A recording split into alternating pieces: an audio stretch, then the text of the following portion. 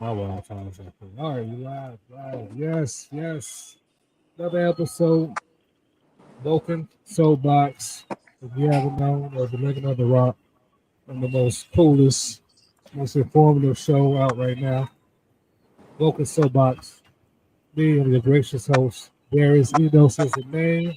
I'm here with my co-host. You want to introduce yourself?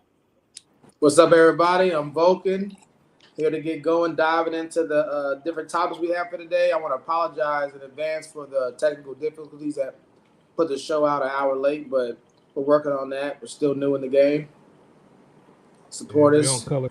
Thank you. All right, the rest of my guests, you want to introduce yourself? It's your boy I Peace love. God. Okay. Yeah. Go ahead. The rest of the guests, go ahead. Yo, when you pull up to the stoplight, you see the poor man begging. I'm just that anonymous voice. You feel me? I like. Criminal. Criminal. That's what's up. Mister, I'm ready to go to bed. That's what they call me. I'm saying run out in the streets. I'm ready to go to sleep. I respect that, man. It is late. All right, so you know how we do, man. Always thinking, a lot of topics, random thoughts at night. A few videos here that we might have seen on social media or some things we might be thinking ourselves. First video we'll go to, man. Want to get y'all thoughts, man. And we're gonna go from here, man. Man, hold on. We'll go from here. We'll get y'all thoughts on this video.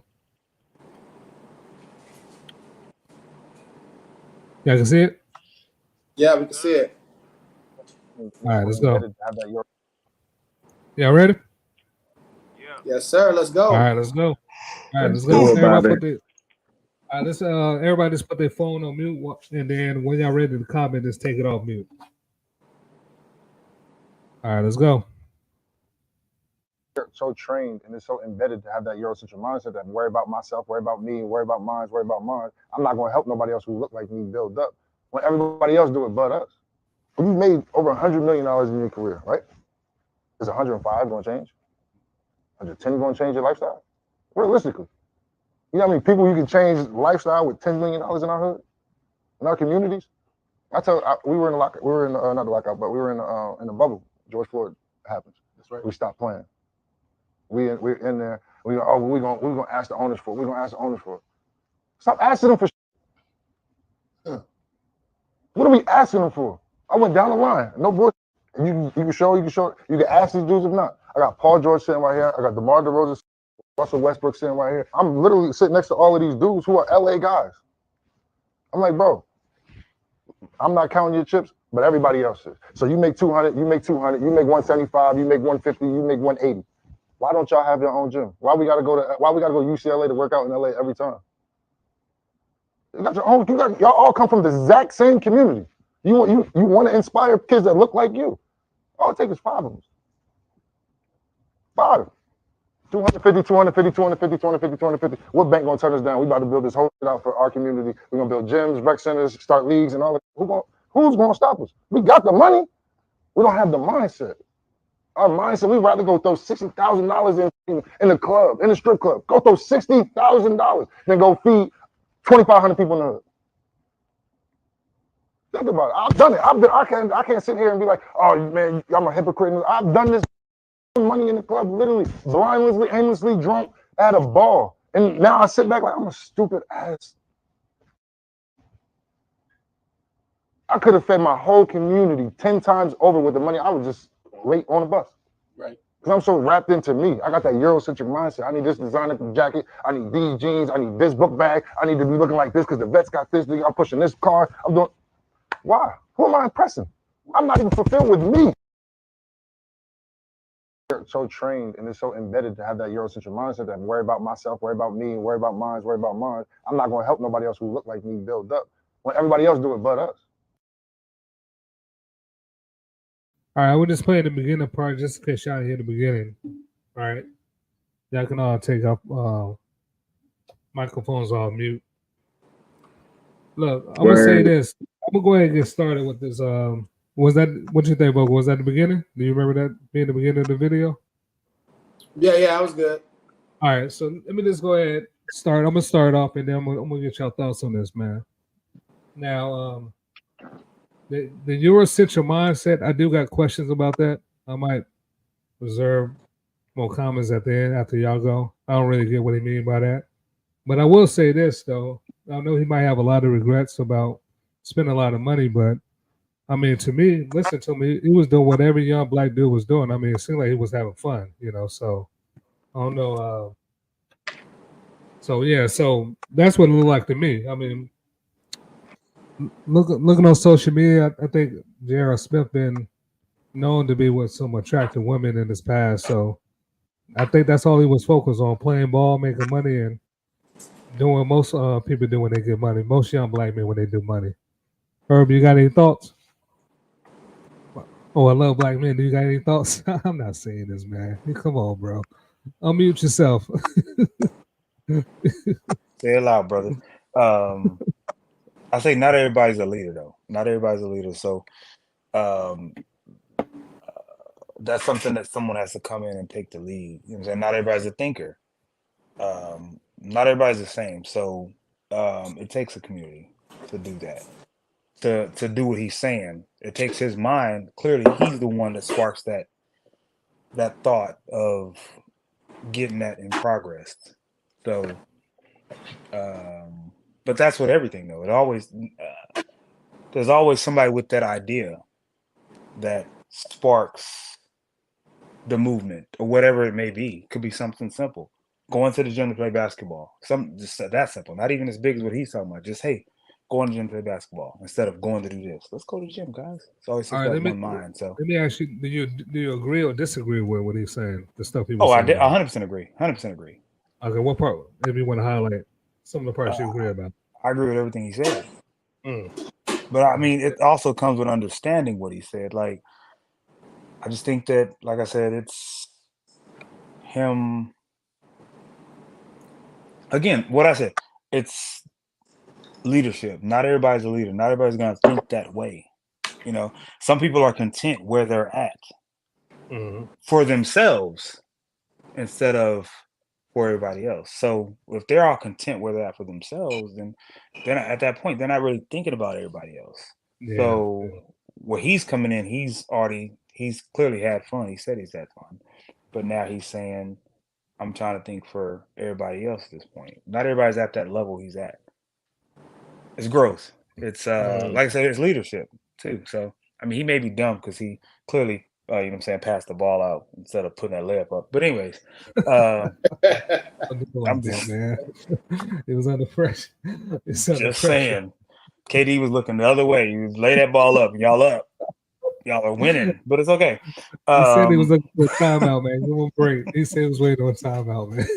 But you know, it's but I feel like now he's thinking. So you know, that's what I think is going on there. All right, what you got, Peace God? What you got? Agree or disagree? I mean, I'm on the fence with that because I mean, do we need another rec center in the hood or in the neighborhood? Like, come on, man. Like I feel like this is when I feel like somebody like Nipsey Hussle had a better idea, like giving people jobs, like you know what I'm saying? Things like that, like, you know, find something that you can create that gives multiple people jobs so they can get some money.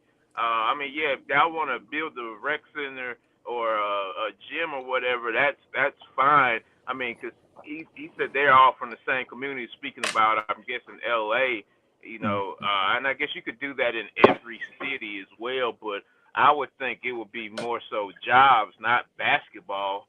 You know, that like we kind of. Did you say whether you agreed or disagreed already? I said I'm on the fence with that. I don't really know if we, like I said, I don't think we need. I guess I could say I disagree as far as another basketball gym. Like, what? Oh wow.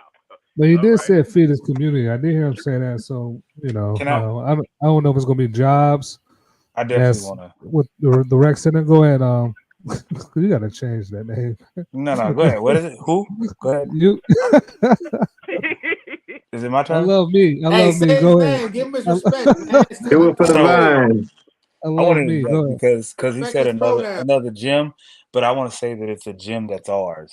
You know what I'm saying? Like I feel like we don't, and it's what he's saying. I kind of feel like what he's saying is we don't support each other enough in the sense of we love the NBA, but we don't watch the Big Three, and that's owned by us. You know what I'm saying? Like, and the Big Three is, I mean, the NBA is, you know what I'm saying, pretty much predominantly owned and ran by other people, but we actually do the work, and that sounds like something we did 400 years ago.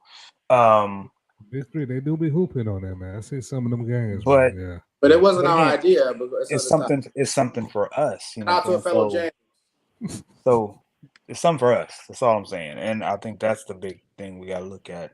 And What that's you what he's think? talking about. Because I know it's another gym, yeah, but The Mhm. poor man it's over our there. What's the gym. poor man got? Hold on, let me get Peace Guy. He gave a rebuttal. He said, but it is ours. What you got to say to that, Peace Guy? Okay, it's ours. That's fine, great. It's ours. So once again, it's another. Oh, the only way to get out the hood is rap or play ball. That's what that sounds like to me. You know what I'm Or the saying? Like, welfare system. I feel like that's not the way though, because LeBron James got out the hood playing ball, but his boys he made sure they got out the hood doing other things. see now So that none of them play ball. So They again, it's the playing ball, man. opportunity. It's the opportunity. I feel like it's the opportunity. Let's get the poor man. Go ahead, get in here, poor man. What you got to say, man?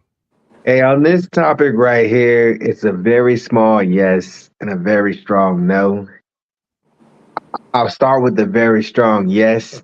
I look at the scenario as being, I mean, we all got friends, homeboys that we knew was nutty in the brain, robbing stores, doing just straight vicious, crazy stuff, went to prison, spent 5 years, and now, they Muslim, switched their whole identity and name up. And basically what I'm getting at is easy for the gunman who's shooting everybody to have a change of heart. Hey, I ain't gonna do this no more. We gotta be different. But all the people that's been getting shot all that time, it's a lot harder. So for me, it's like you over here pointing out all these different things that people are doing in the NBA, but I don't want to know specifically what you're doing for the people, but what have you specifically been doing for all your fellow, NBA, players to actually get them while they're in the youth in the midst of the moment, to get them to start supporting the community. And so for me, it's a small yes because you got to be committed to that. And I'm wondering how committed has he been to actually getting out there, talking to other NBA players, to actually do those type of things he's talking about doing. Well, let me interject because he did say he wasn't focused on it. He was acting like a nigga, NIGGA. That's what he said. So he wasn't committed at the time. He said now that he looked back on it, he had a Eurocentric mindset. The way he was living, popping bottles, buying Growth. clothes, trying He to. was the gunman. Yeah, he was the gunman, living that lifestyle, Mhm. Growth. But now that he's no longer the gunman, he's reformed. What I'm saying is he going back to them other NBA players? Growth. He said he was doing that. Growth is, you know what I'm saying? You're not I feel like you can be born a leader, but you still have to grow into it. And he's clearly grown to it, like I said, and that's what he's trying to tell these other guys. That's what I saw. That's what I heard. I don't know. I No, could He be I wrong. made mean, like, over 100 million. because he did throw out there, like, he's talking to his peers in that moment. But I'm saying, like, what money have you put behind that? You talking about how easy it is to spend 10, 5 million. Well, hey, why don't you drop some bread and get all these peers you got that are in the NBA that can all pitch in and actually have a conversation with them, mentor them in it. You know what I'm saying? Like, I'm saying, I'm curious how much effort he's put into that. But to me, that's why it's a very small no, because I doubt he's been a mentor and putting a lot of money into it. But maybe he has. I could be wrong. But it's more of a strong no because I hate to say it, but when our people, anytime you get a free handout, free money, free education, free, food, what have our people done with it? Like, have any of y'all looked up the statistics on if someone gets on welfare, gets an EBT card, what are the odds of them sticking, with it for the next 5, 10, 20 years? I suspect it'd be You pretty high. compare him as an NBA player that was a handout. I'm trying to make sure I understand what you're saying. As far as a handout, what do you mean? If you want to Handout in the sense of this, like, he's talking about like, hey, yo, I dropped all this bread in strip clubs, just blowing money, not really thinking. But now all this money that we making, I could have fed my whole hood. I could have fed my whole neighborhood. That's what I mean by the handout. You feeding the neighborhood, but is that really the right methodology to actually reach them? 100%. You get what I'm saying? 100%. Opposed from, I think it was Umar who said it, as far as like, it's gonna take, your poop butt, your Vulcan, your Enos, your peace God to actually be in there talking to young black men, that are game banging, doing all that kind of stuff, investing hours of your time to actually move these young brothers to make that difference. Not, hey, yo, there's free food over here. All the girls gonna be over there, and they got a new rec they just built over there. So it's new stuff. You see what I'm saying? Both. So that's why I say it's more of a strong no. We don't need no handouts. All right, so we got yes with I believe we need handouts. Everybody else has had handouts, so I believe we need handouts. Everybody, we can take those handouts and do right with them. Everybody else has had handouts, but they've chosen to do what's right with them. Where we take our handouts, sometimes we do what we want to do with them, and they be like, "Dang, now we out of there." You know what I'm saying? But have you looked at the statistics on them handouts? How many people stay with the handout? 100%. I just gave you that handout 3 days ago. What you mean you need it again? You ain't even got to look. Well, for us. Hold on. Hey, but keep in mind, this is just a poor man's anonymous voice. This ain't even mine. You feel me? Okay. They told me to tell you all this. All right, so poor man, you said yes and a strong no. Peace God said he agree or disagree. I want to make sure before we go to the next person. No, I say I think I kind of changed my answer because just thinking about it now, I'm thinking maybe because he said, why do we have to play at UCLA when we could play at our own? Maybe is in some part of that he's just saying like, why do we have to play at their gym, and us as the players can buy our own gym in our area so that we can play and not be, maybe making the school money or whatever, and it's just our gym.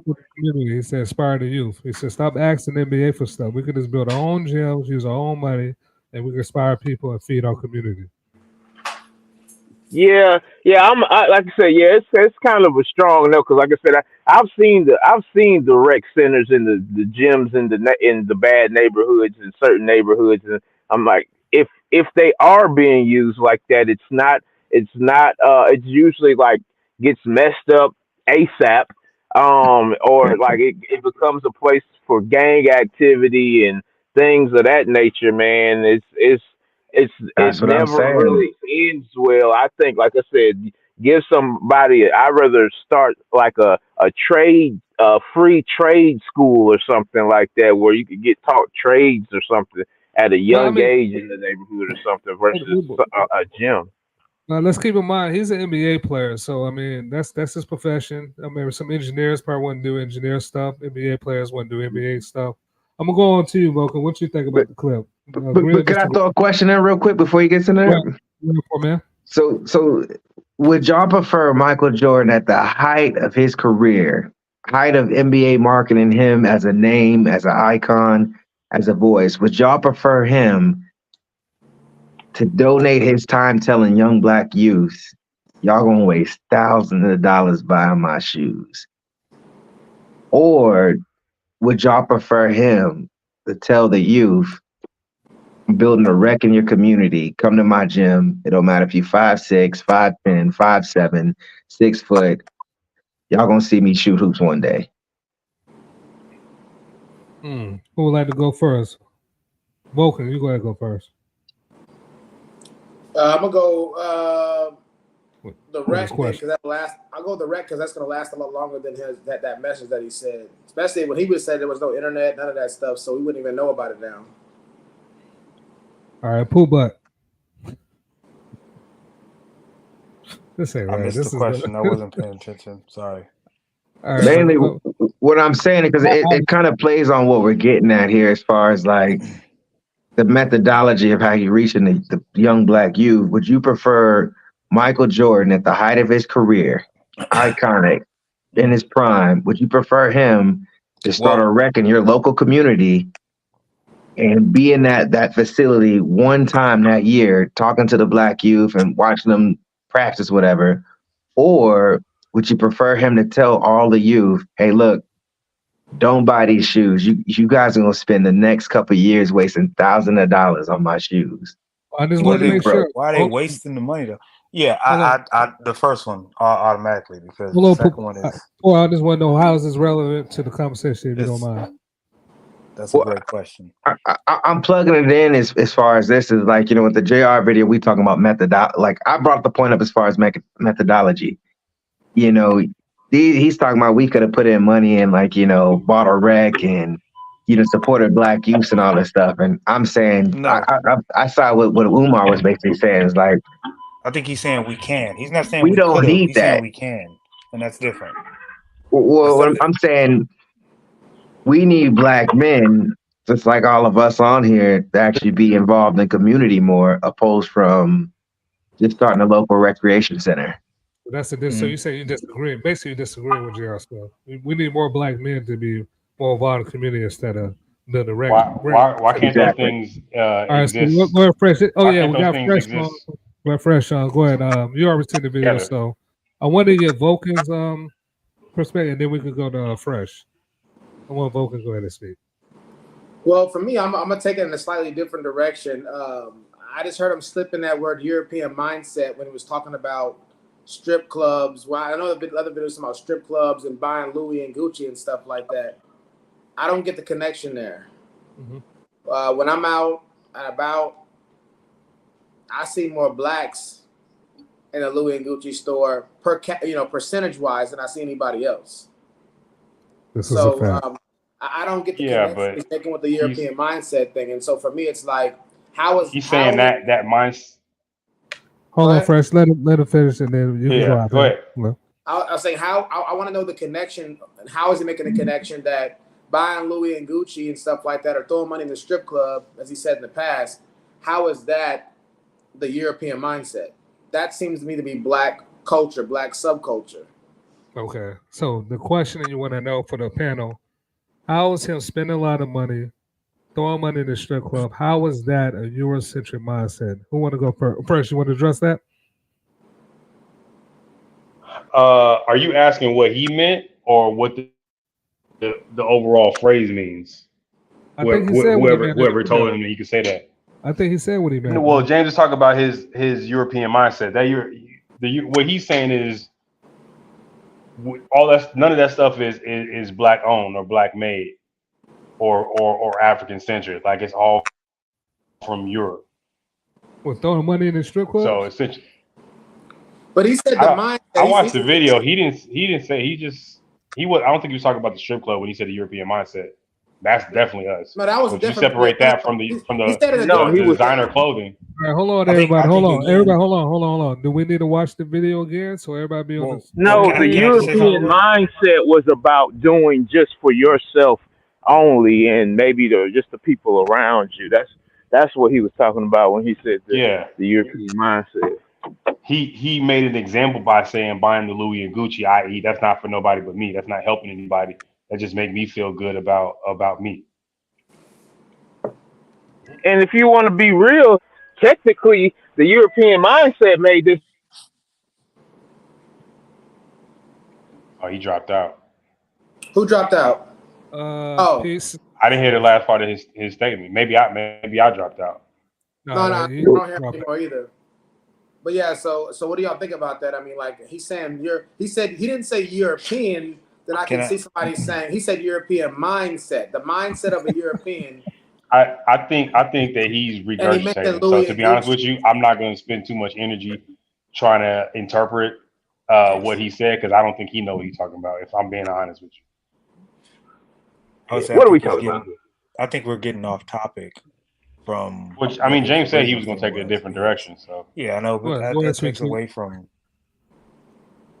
what we were talking about. But yeah, gotcha. Yeah, to me, that seems to be the most important part of what he's saying is that he's pushing this narrative that black is again. here. That's just talking about. Hey, I feel like that's talking about. Oh, what they do and what we do. No. Hey, let's do what we do. Let's get us going. Let's stop worrying about them. Start worrying about us. Especially if you're gonna. I agree with that, but I don't. You know why I don't like that? Because what do we do? If we're being 100% honest, if we're keeping it a stack, we do what he's talking about. But what is it that? So he, instead of saying stuff like "do what we do," because technically that's what we do. Do what we do is then start doing what JRSmith was talking about. Hey, saying, hey, let's stop going spending our money at Louis and Gucci and blah blah blah. I'm part of that problem. That's been the same message that's been preached. I don't think Hoodie Allen's gotten in yet. Y'all don't think Hoodie Allen's gotten in? Hey, I would say this right here. I feel like if 70% of the NBA is black, then he has a really good point. You know what I'm saying? It's been for like last decade, 30 years. So with 30 years of black people making 30 mil, heck, even 10 mil, that's a lot that they can put in the community with all the black brothers who've been through the NBA. Y'all, I want everybody here. We got a comment, just so everybody knows we got a comment that says, y'all talking about clothes and we at war. So that's a good comment right there. So, hey, ask him who this we is. I'm in Philly. I'm in ATL, baby. Yeah, like who is this we? I'm not from the States. What's all this we talking about, Paul? What's up? We get some bad news in that letter? No matter what. Oh, you speak French now? Well, yeah, you speak French now? Yeah. That's my movie right there. Y'all don't know what I'm talking about though. But all right, so let's get back on top. So yeah. James, also, let me say this right here. The only 1% of black who can afford, and all y'all. The we is all y'all. Just so everybody knows. We got some good comments coming in there. Okay. He said the we is all y'all. Yeah, we talking about clothes and we at war. I just. Who are we at war with? Let's Show on the stream, man. Show his face. We gotta get some more clarity on that. Put him on the stream. Put him on the stream. Y'all tell me to. I'll send him the link to put him on the stream. He gonna pull up Joe Biden. Now, I do want to ask this question. James said something about the Eurocentric. I think CJ. Put him on the stream or not? Let me know. Hey, tell him come on. Tell him come on. Got to show his face. Now, I do want to say this. So, did you clear that up? Vulcan. I think Peace God and Fresh and Snipes told you what he meant by the Eurocentric. Do you agree or disagree with that? Well, I mean, I can't recall what they said. Or if they he said the mentality. Not, hold on, let me say this. The mentality is not buying. It's breaking up real bad. All right, what about now? How I'm sounding? Sounds good to me, man. All right, so the mentality is not throwing the money in the strip club, buying the Louis Vuitton. The Eurocentric mindset is doing for self and not helping others. That's what y'all. Yeah, even that, I would challenge that as well. How? I would say that's not a European mindset. The most philanthropic countries we have are European. Pure and simple. But what's that? The most philanthropic civilizations are European. Okay, you back that up with something. You said something. You're breaking up. What the most philanthropic? What data do you have to support that? That the most philanthropic countries are. Oh man! No! Don't do that! Don't do that! I need facts, brethren. I need numbers. I need metrics. Who gives the most in this country? No. I'm saying just like you said. I would challenge it. One at a time. I'm saying I want proof to your statement. I want you to prove your statement. Am I providing proof for somebody who disagrees or somebody who doesn't? You're providing the facts that back up your statement. Don't base it on what I think. I'm asking you for evidence of your statement. But I just want facts. That's the thing. I don't want no more of your opinion. I want facts. I want where you got that information from. I'm just saying, am I giving facts to somebody who doesn't know or somebody who disagrees? That's gonna be two different facts I'm gonna give. Oh, you're giving facts to somebody who has Google. Just like, where's your source? I would like to Google it. So I can't get an answer on that. What's your source of that information? I don't get to face my accuser. Where's the metrics? I'm right here. I asked you the question. Just tell me where you got the information from. You trying to finesse the information. I just want the information. Just give me the book. Don't tell me how to read it. I'm dealing with when I get the information. That's all. You dealing with somebody asking you to prove a statement you just made.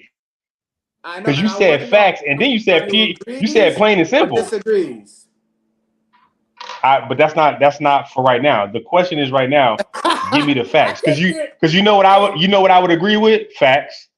If it's a fact, then I agree with it. All right, let me ask. Go ahead. No. Facts. I'm gonna ask this: who make the most money in this country, and white or black people? Well, hold on. Who makes the most money, or who spends the most money? Why can't we get to know whether he agrees or disagrees yet? All right, because you ain't gave me the facts yet. I agree with the fact. If you give me some sort of metrics that say European countries are the most philanthropic, and here's the data set, that I could believe that.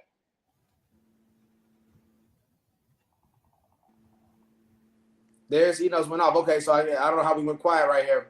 So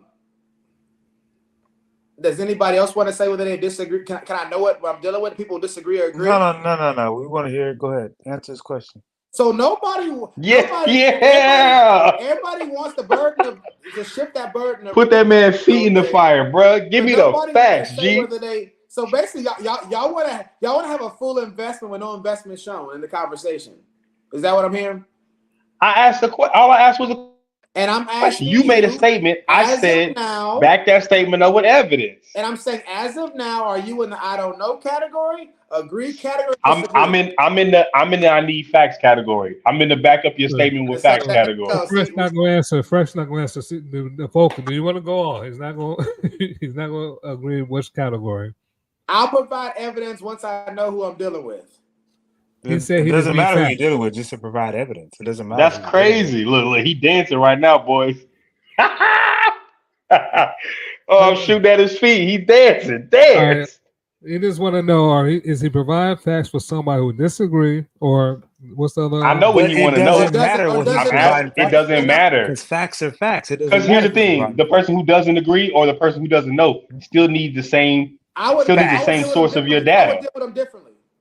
But it's not a deal with. It's not. I'm not asking for your opinion on it. You stated. No, I'm gonna make a case. You made a statement that you said was. I'm gonna make a case. We're not in the courtroom. I'm in the courtroom. Facts. I'm in the courtroom. Not you. I'm in the courtroom right now. Why are you in the courtroom? Two different cases. I'm not asking you to plead your case because that comes with perspective and that comes with opinion. I'm asking you where you got the information that you just said. Well, I asked for your source. Well, you gave your why. Well, that's all I need. I'm gonna give my why now. Address both of them there. Do both of them since he doesn't want to.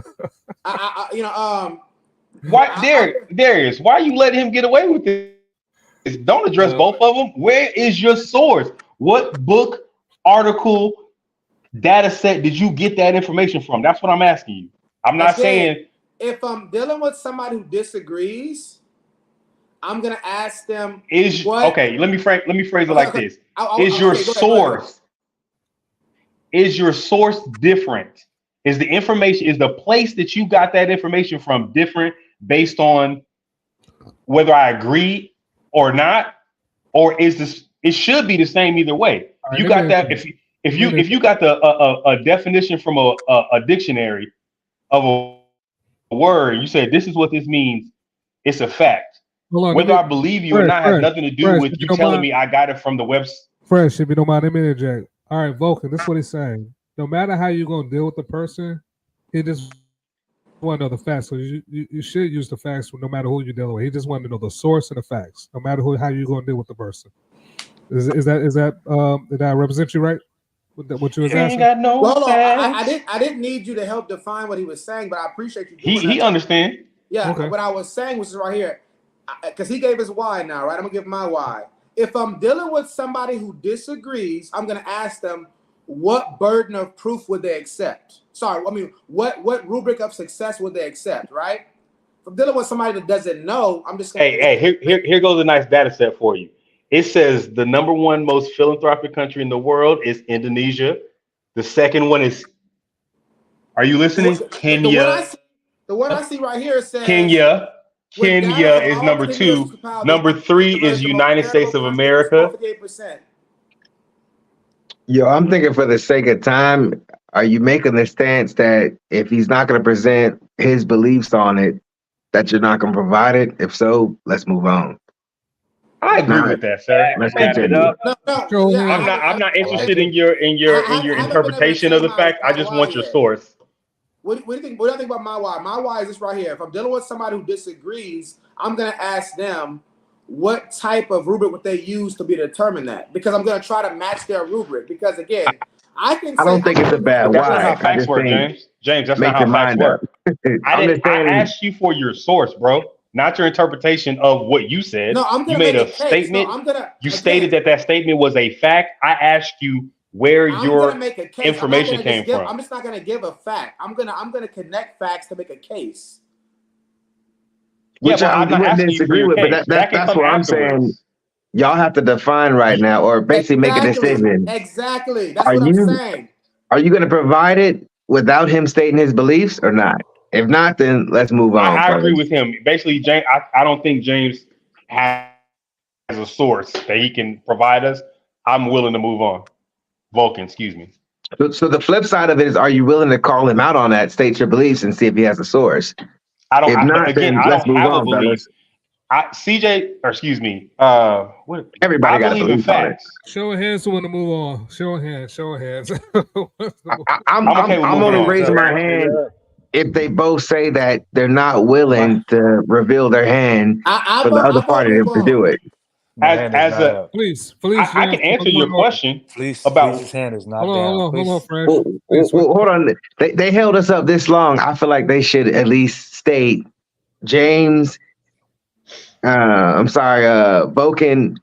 Are you going to actually submit your sources without Snipes saying his beliefs? And then the flip side is, Snipes, are you willing to actually call him out and actually give your beliefs and prove that he doesn't have any real sources? It's a yes or no. But if it's a no, then let's move on. I can't prove he doesn't have a real source. Well, you said you don't think he does. So I'm saying, are you willing to put that on the line and do it? If not, then let's move on, is what I'm saying.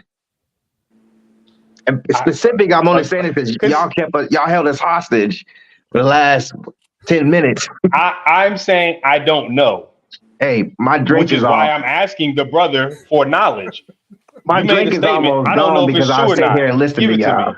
So yes or no? Are you willing to call him out and then Vulcan? I've already called him out. I've asked for the information. Where's the source? And I've already said I don't know. I don't know the answer. So I'm not saying he's right or wrong, which is again why I'm asking for the source. Which is different from what I'm saying. I'm saying this, Snipes. Are you willing to bet the house that he don't got no sources and reveal your beliefs? Or Vulcan, I got you. Are you standing on the principle, since I don't know your beliefs, I'm not going to give a source? I'm saying yes or no. That's not how facts work, though. The conversation, I don't have a belief. A question with a question. I'm not talking about facts, though. I'm talking about, at this point, it's just principle. Y'all held us hostage this long. You hear this? My drink almost gone. If we standing on business, if it's just principle, then I'm gonna hold my spot then. Okay, that's what I'm looking for. If you frame it like that, I'm not gonna move, so we can move on. Okay, Vulcan, you holding your spot too then? No sources, because no belief? Vulcan. My perspective is the same. Okay, then y'all satisfy the poor man's anonymous voice. I appreciate that. Let's move on, fellas. All right, next, where we at now? All right, next topic, Jim. I don't like it at all. Oh yeah, Steve Austin. I kind of wanted to at least do a conclusion. Do not approve as well. You know me, I like to let things go on and on, but I'm just an instigator. All right, so for those that don't know, it was this rapper, Christian rapper, D1. He was on Sway show like a couple weeks ago. And he called a lot of rappers out. Told them they need to step up their lyric game and step up to be more consistent on what they're saying outside of their rhymes and what they're doing outside of the music and in the music. He want the music and their lifestyle to be consistent. And Jim Jones was one of the artists he called out. And I'm about to play Jim Jones' response to that criticism. Here we go.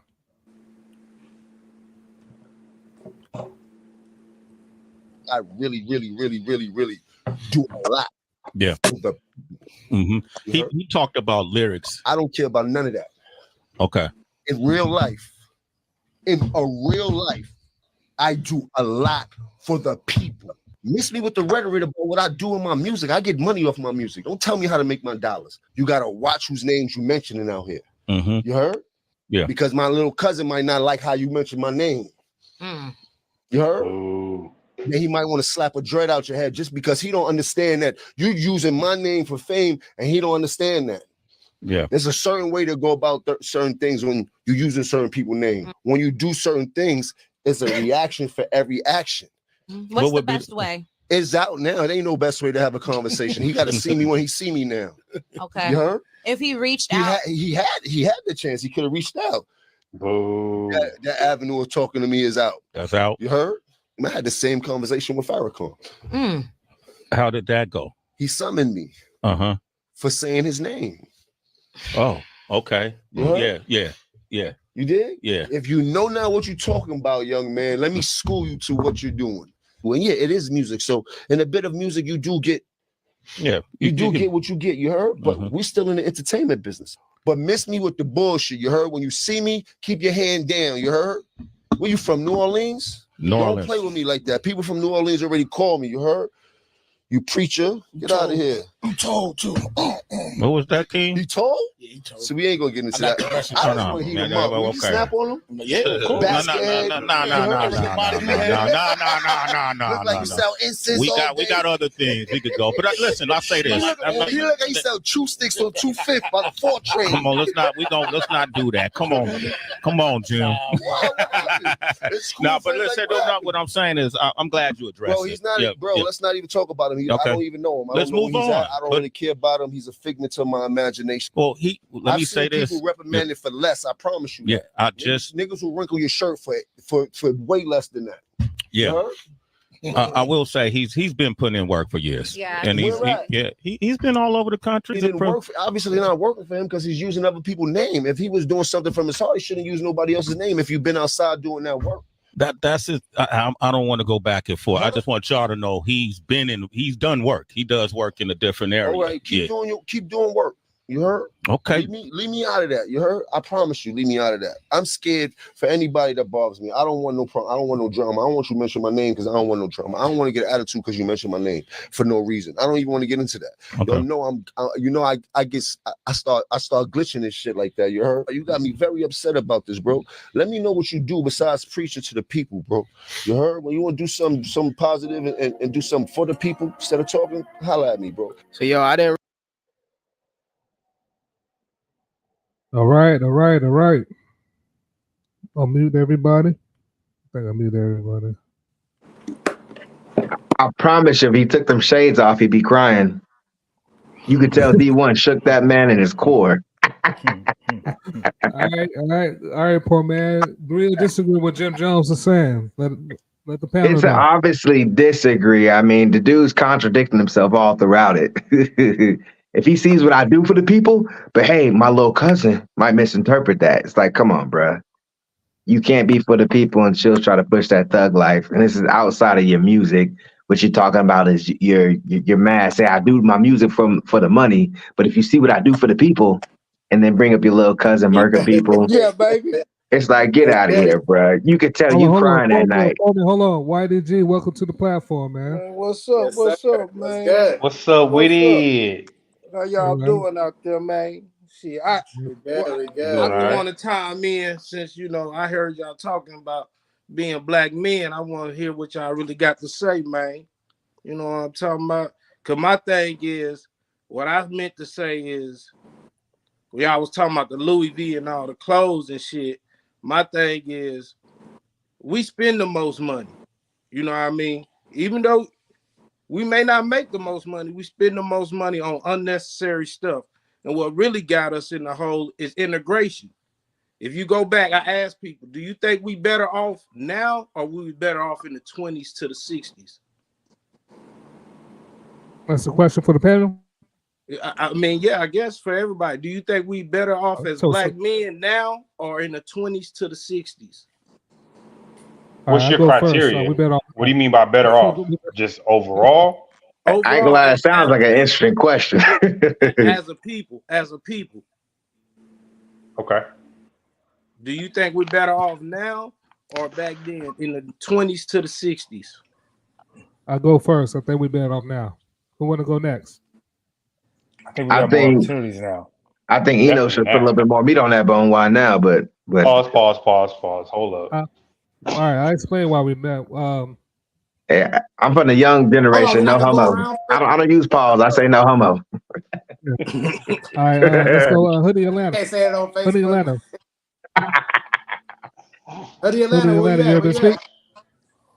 You agree or disagree? What's happening? We're better off. Sorry. You think we're better off? Yeah, but. Then why did as far as one more time? Oh, you're okay. Go ahead. Oh my God. I mean, as far as like spiritual and like leadership and what basic needs a man has to do to provide for his family and the community. Yeah, of course. I mean, there was no technology. Things were a lot more basic than today's world. So I would say, I mean, as far as slavery, that's a big negative, though. You know what I'm saying? That's kind of hard to like say yes because we were enslaved. He didn't say slavery. He said 1920s to the 1960s. Jim Crow. Let's just say Jim Crow. Jim Crow. Okay. Now, I mean, my question. We're talking about America here. You know, we all Americans. So, you know what I'm saying? So, but yeah, no, definitely during the Jim Crow era. I mean, slavery, that's a hard kind of like, no, because we wanted to be free. But as far as like us as people, us what we stood for, our morals, the leadership in our communities, absolutely. I would agree with you. Now, you know, the number one revenue in every state is the lottery. We own the lottery. From the 20s to the 60s, the black people had the lottery. It's the number one income in America, in every state. So how could we be better off now than when we had our own lottery? Back then in the 20s to the 60s, we had our own hotels. We had our own schools, our own colleges. Now they got our dollar. We integrated. If you look at the economy, the Chinese, the Asians, when they get paid, they stay their dollar 21 days. Black people, the only people spend their money soon as they get it. I don't care if you middle class, above middle class, or you poor. Every nigga is in the same boat in America. And until we stay divided or until we come together and recognize that, we're gonna be in the same boat. It don't matter what generation we in or who making the most money, what colleges you go to, you know, because ain't nothing changed at all. The black man still getting killed, black sister still getting killed, and we talking about Gucci and Louis. Gucci and Louis is made by homosexuals. So I think if you're a black man and you spend your money with them, you're homosexual. That's how I feel. I'm not saying it's true, but that's how I feel. You know, I mean, I don't think we're in a better place at all. These days, you may think. YDG? What do you mean by we own the lottery? Okay, go like expound on that. The lottery. When you put a penny on a dollar, you win money. Bumpy Johnson, these type, huh? Somebody in the background, but you see it in the Malcolm X movie, CJ. What Malcolm X was doing, running the numbers. Yeah. Now, if you go play the Texas lottery, the blacks own that in the 20s. Now, revenue-wise, if you need to get a new school, they go to the lottery in every state. You buy a house out here in Cibolo or Helotes, they use the taxes from the lottery. You know, that has a lot to do with every state, and they took that from us. That was our only revenue, you know, to back up bankers, to give people money for rent, because black people wasn't on welfare until the 70s and the 60s, the late 70s. I mean, the late 60s and the early 70s. That's the only time black folks got on welfare. Does anybody have any point they want to make about that? I do want to say something. I'm trying to find DG, you got to consider. You got to remember.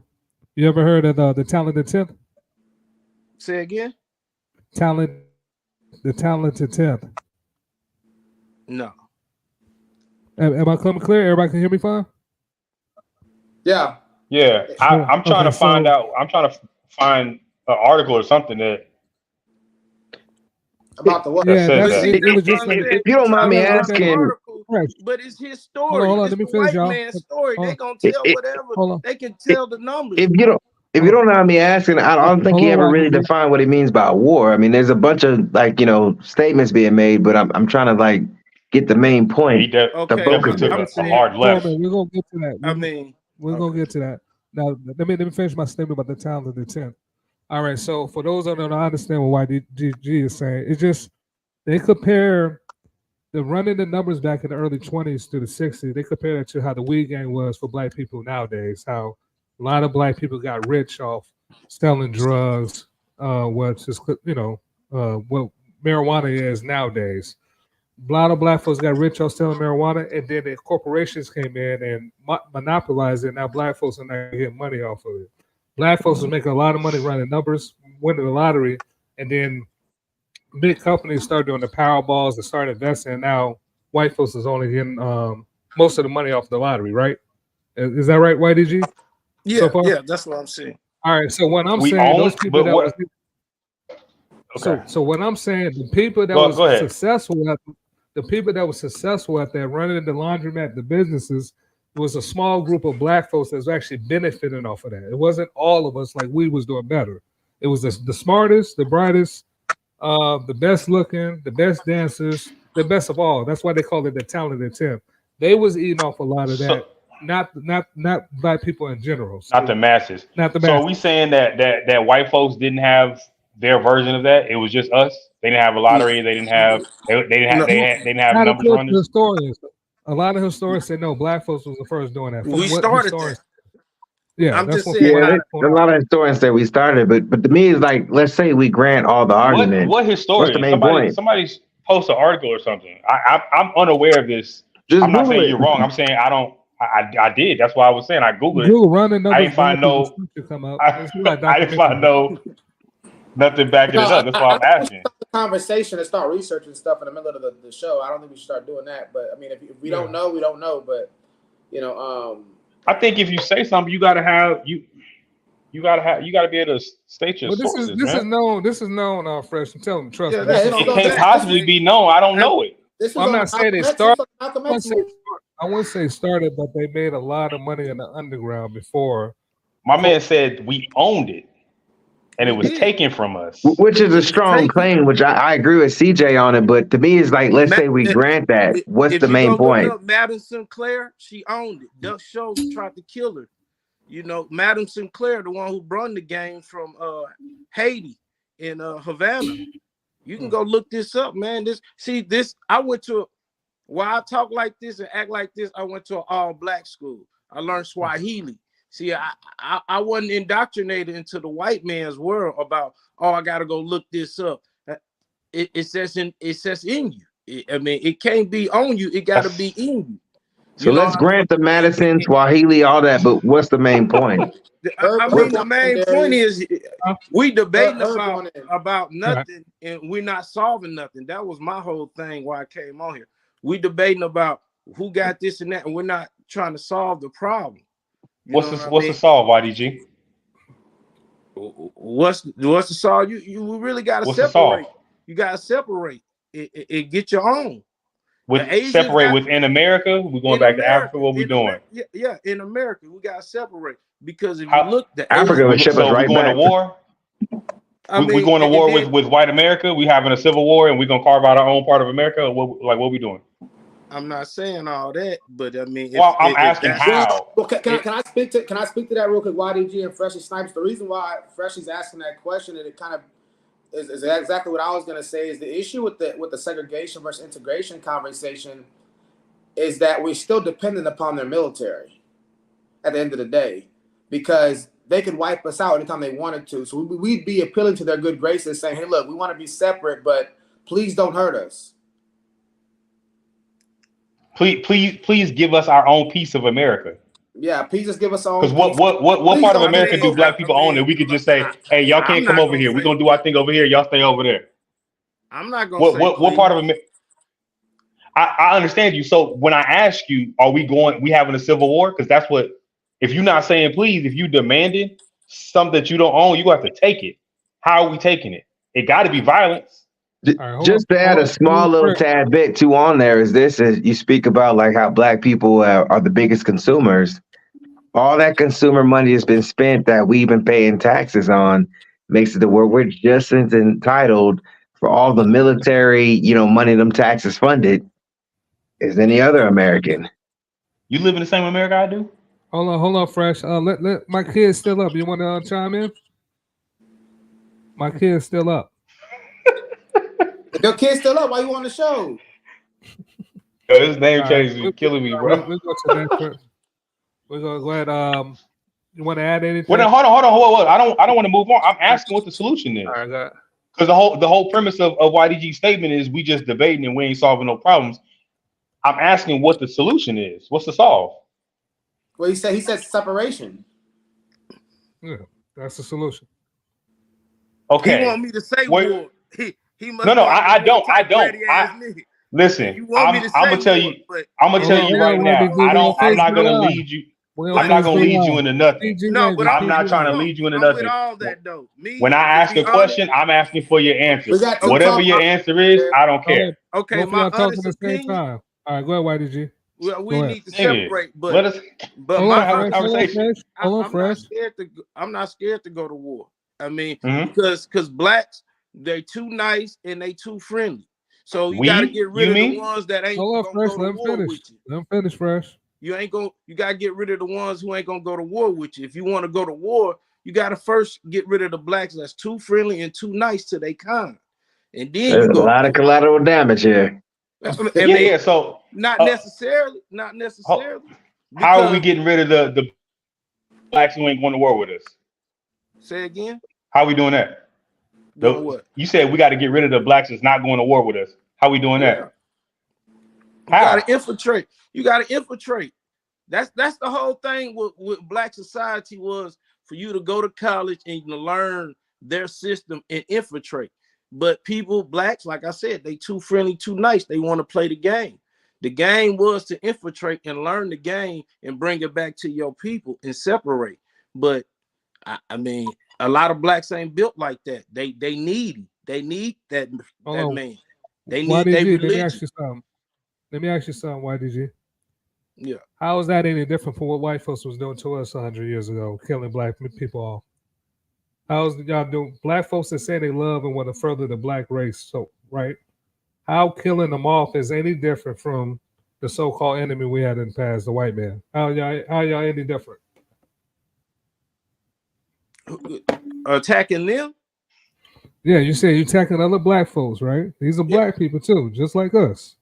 How are y'all any different from what white folks was doing that back then, hanging and killing black folks in the back? How are y'all any different? Why should we follow y'all if y'all wanted to kill us the way they was wanting to kill? I'm saying the ones who's not with the program. That's anywhere. That's should probably be me. A rat in them has been proven to do that. If you pour 5 rats in there with 5 rich rats, the poor motherfucker's gonna take over. It doesn't matter where you at. You have to get rid of people. You have to get rid of people. It doesn't matter if they're not following your lead. You have to get rid of them. That's even in the military. Can I ask a quick question? Like when you're using the word infiltrate, it's kind of a little confusing. But can you word it a different way without using the word infiltrate? What you're trying to say? I think he moved to a different concept. He did just when now, he started talking about infiltrate. He did, but that's what I'm saying. It's kind of hard to digest it, like infiltrate. Like, but can you word what you're saying just using a different word than infiltrate? Become a lawyer, become a judge, become a cop. Whatever they do, you should learn how to do that and beat them at their own game. If that makes more sense. Okay. So let me ask a question real quick. I just don't understand how we gonna trust a person who's willing to kill off his own. How we gonna trust y'all? How y'all different than white? Hold on, let me ask a question. When is that over? So the infiltration, right? We got people out here at a higher rate than ever before. Black lawyers, black doctors, black businessmen. Hold on, Fresh. Before we're gonna do 7 more minutes of this, and then I'm just letting everybody know 7 more minutes on this topic. But go ahead. But before YG answers, can I throw this in there just so he knows? I ain't finished. I ain't finished asking the question yet. Okay. Then you go right after him. I got you. When does the infiltration time end, and then the wartime start, or the separation start? And who makes that call? Who gets to say when it's time, when it's go time? Yeah, that's what I want to know. I guess I'll keep it short real quick. God damn it, shit. Minister Farrakhan. Yeah. Hell no. Hell no. I knew that was coming at some point in time. Hell no. Hell no. Called you right now and said, "Hey, go ride. You go ride." You know? Hey, you know what I'm gonna say? I'm gonna say, nigga, how you get this number? He gonna say he needs your help. Just come. Shit, I don't know. Poor man anonymous. Hold on, YDG. Let the poor man go. Go ahead. Hey, I was just gonna say this, just on the side of YDG, is that China has implemented this same type of setup, but you're talking about when you're saying infiltrating, as far as like, hey, I'm gonna let y'all come over here, but we peeping game 100% of the way. I gotta know how you moving, how you doing it, how you're producing it, and you got a couple years to be exclusive. After that, I'm copying the game. And so I just wanted you to know that on that specific thing, you're not alone. I see the ideology of it. We don't have the population of China to be fiscally an option. I disagree with you because African Americans are a big portion of the workforce in America. Okay, but the biggest population is in China in the world. Obviously, but we're talking about America. I think 2 billion people. I think YDG is talking about America. He's talking about the black workforce in America, right? YDG. Again, you said your point. I'm trying to say it's right here. Yeah, I'm talking about the black workforce in America. But and that's my point. That's my point. So China has 2 billion, right? So they can. So corporations will move over there to get a 2 billion consumer base. If there's only 50 million Americans and 50 million Americans, African Americans, the quantity is irrelevant. But go ahead. We don't know what percentage would even be before that separatist movement. That is not a big enough customer base that they're going to say copy our ideas in 5 to 10, 15 years, and we're okay with it. I don't disagree with that point, but I think I'm just throwing in the caveat that like the ideology as far as what he's talking about, YDG, I mean, it could work, but at the same time, you don't got a lot of black people that actually buy into the ideology, which is, I think, what you're getting at, Vulcan. But I'm just letting him know he's not alone on that one point he's making. He's not alone. I'm respecting what you're saying, the poor man, because I'm saying that perspective wouldn't work because of the population that the corporations would even give us that kind of technology and access like that. They wouldn't give it to us. But if I think you're tripping on that because we would be alone with no military, no hospitals, no banks. Now, the Nation of Islam has a decent plan. They say give us, I think, 20 years or so. I can't remember how long it was. The Nation of Islam will say give us a certain. If we're going to separate, give us a certain amount.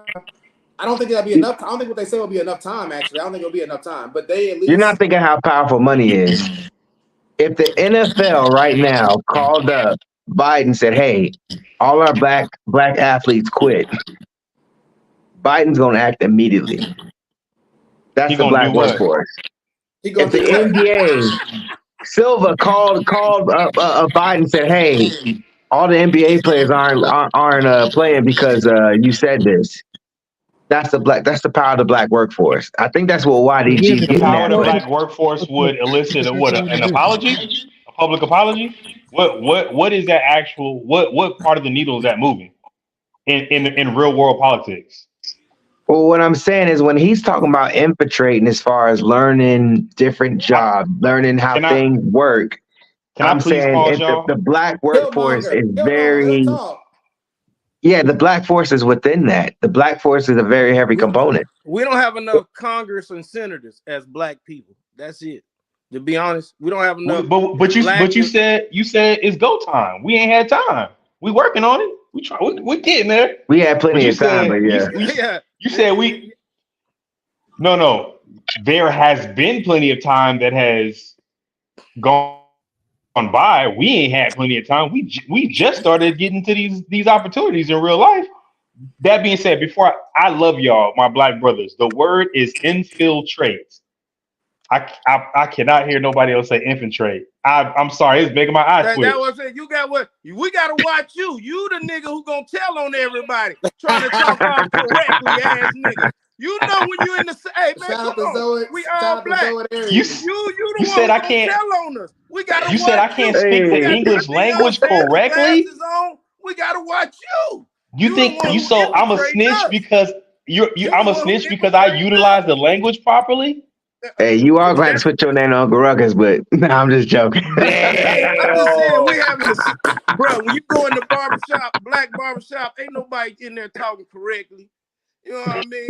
That's how you ain't gonna reach the youngsters because you trying to talk like the white man. Ain't nothing wrong with it. Cause my dad used to tell me, don't be saying I come from money. I come from money. I done been overseas, sat with Bill Clinton. Michael Jordan, my dad was a 33-degree Mason. So I know how to present myself and talk and be around people, but that don't mean shit to me, you know, because I don't play that game. I really don't. I don't play the game. What game are we playing? I mean, the word is what the word is. Well, I don't understand what you're talking about. The word is infiltrate. Because we got to watch you. If you don't understand what I'm talking about, you can't communicate. I don't. We do I'm gotta asking you to watch him. We clarify do gotta what you watch mean. him. You can't. What I'm saying is, what you mean? Communicate with me. You cannot communicate with the black youth. And I've been communicating with you this whole time. Look, man. Forest represents the sun when it's rising in the spring or 6 a.m. in the morning. This is why we say horizon. Bluetooth disconnected. What the heck? What was that? What was that? Who was that? I think that was whoever that was. That's who you gotta watch. The government's my bad. I got my phone hooked up to the phone. Hey, YDG, you gotta watch Darius Enos. He had a white person talking on his phone. No, that's the next video I'm trying to play. While we having this Afrocentric conversation, you got a white man on the phone. Can we pivot real quick? Because I think YDG brought up something very interesting. So the Vulcan the Vulcan's great grandfather is a white man. Is he part of the collateral damage in your grand scheme of infiltrating? Cracker. Who? Say that again. The white man. Yeah, his great grandfather was born with red hair, blue eyes. Who was? Vulcan. That's why he speaks so well. He's so well spoken. Oh. The brother reading at a very elite level. Who, me? Vulcan in 3rd grade. Well, Vulcan did not graduate to 5th grade. Stop that. Damn, that's rough. That's crazy. I'm just curious. You know, I've met a lot of very pro-black individuals that are willing to cut off a lot of African Americans, and I'm curious how far your collateral damage stance goes. Where do you draw the line here? Well, first, I ain't calling myself no African American because that was in 1970 something that just came out. So we're not African American. He ain't calling himself black either. What you calling yourself? Me? I'm gonna call myself my name. You know what I mean? Hey, yeah, but who do you identify with? What group of people? Because when you was talking about blacks who being too nice, you said y'all. Yeah, you've been separated from black folks the whole time. All right. That's enough. You a Native American, the black Native American. I'm all right. Wait, I'm about to mute you. We done with that. All right. We're gonna go to the next topic. Do y'all wanna? We ain't Native American. All right. So what we gonna do? We're gonna go finish Jim Jones, or y'all wanna go to another topic? Show of hands. Oh, let me comment on Jim Jones real quick. I don't even want to comment on the topic. Right. I think Jim Jones is Fresh, corny for being Fresh, a 50-year-old gangster. Fresh. I'm gonna play the video again for everybody. There was some guys that came in a little later. We're gonna play the video again, and then we are going to give our commentary. Yeah. We're gonna have to give our commentary on the Jim Jones. All right, everybody ready? Get it. Let's do it, baby. All right, let's get it.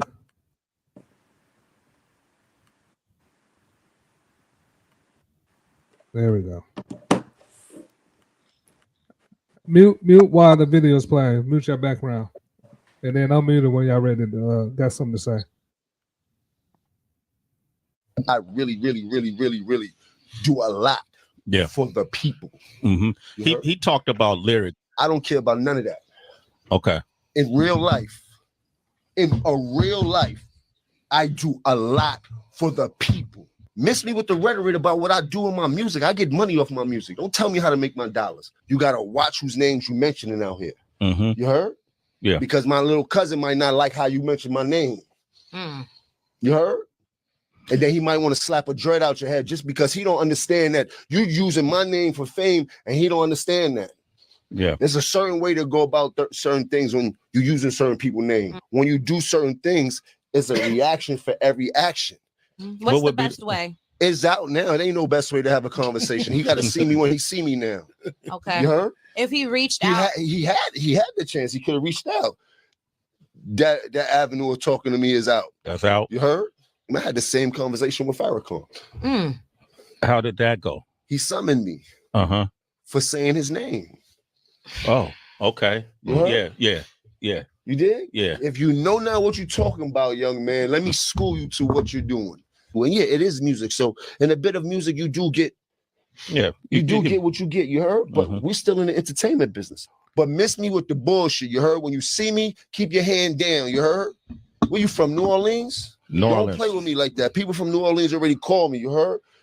You preacher, get out of here. You told too. What was that, King? He told? Yeah, he told. So we ain't gonna get into that. I just want to heat him up. Will you snap on him? Yeah, of course. No. Look like you sell incense. We got other things we could go. But listen, I'll say this. He look like he sell chew sticks on 2/5 by the 4 train. Come on, let's not do that. Come on, Jim. No, but listen, what I'm saying is, I'm glad you addressed it. Bro, he's not. Let's not even talk about him. I don't even know him. Let's move on. I don't really care about him. He's a figment of my imagination. Well, let me say this. People reprimanded for less. I promise you. Yeah, niggas will wrinkle your shirt for way less than that. Yeah. I will say he's been putting in work for years. Yeah. And he's been all over the country. He didn't work obviously not working for him because he's using other people's name. If he was doing something from his heart, he shouldn't use nobody else's name. If you've been outside doing that work.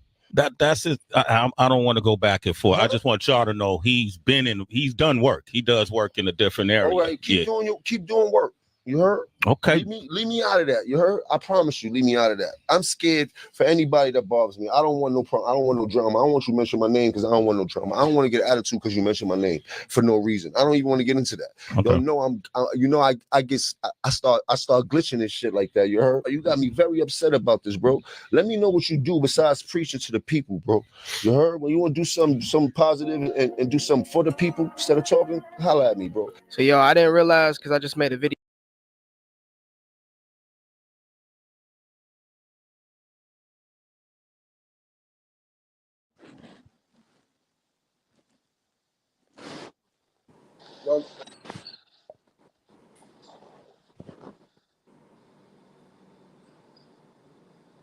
You know, we're gonna let the guest hit it first, or what? Oh, my bad. Because y'all hear me? I said, listen, I'm gonna go YDG first because he's the new guest. Then Poor Man because he started talking before we went on mute, and then we're gonna go fresh.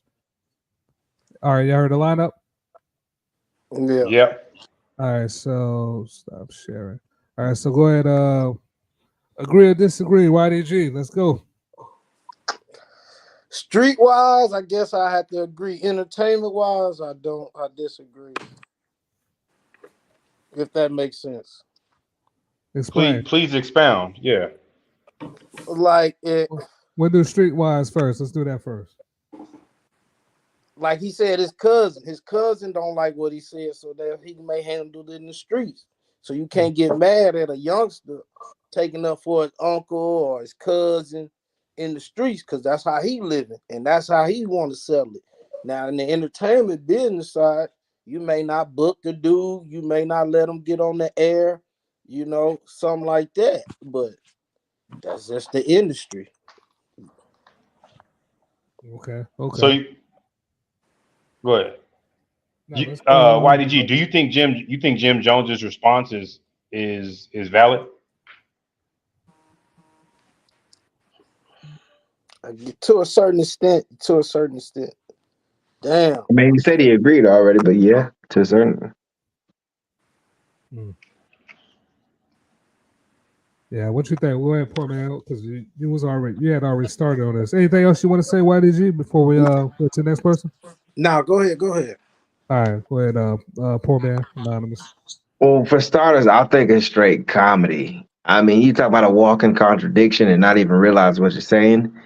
You know, not to mention, I'm pretty sure when he first heard it, he cried. I don't even think he slept that night. Because, I mean, I think it hit that man at the core of his soul.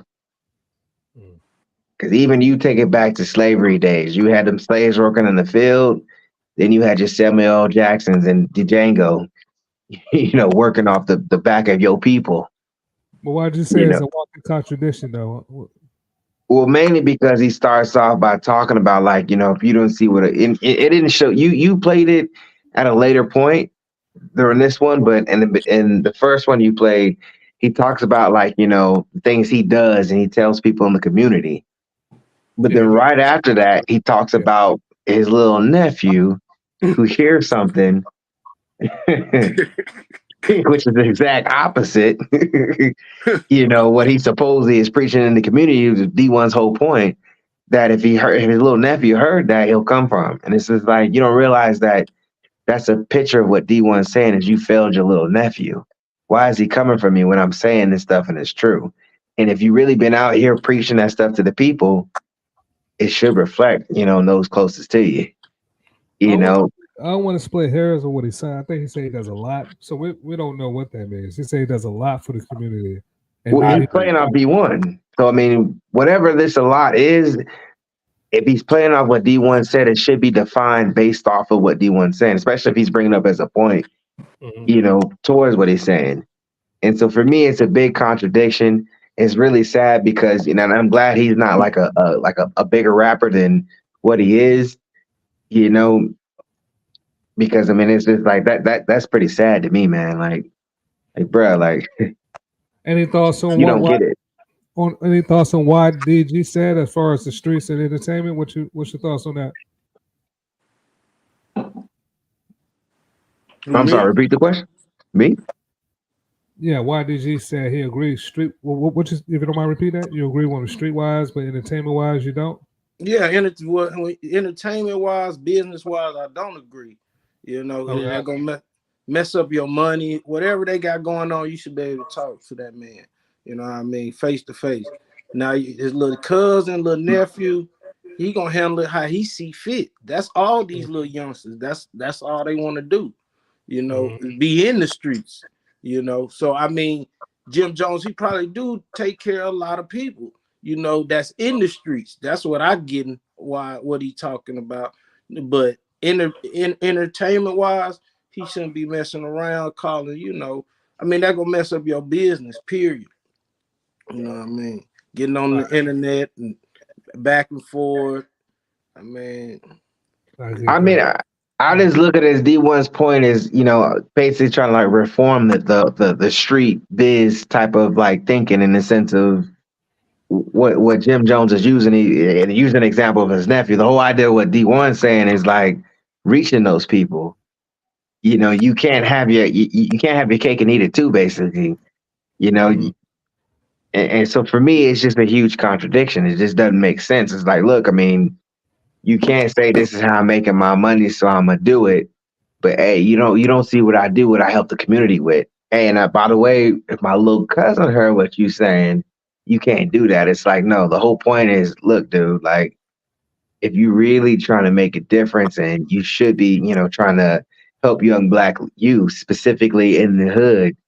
You can't be rapping about this stuff, but then even, trying to preach about stuff on the side that's different from your rap.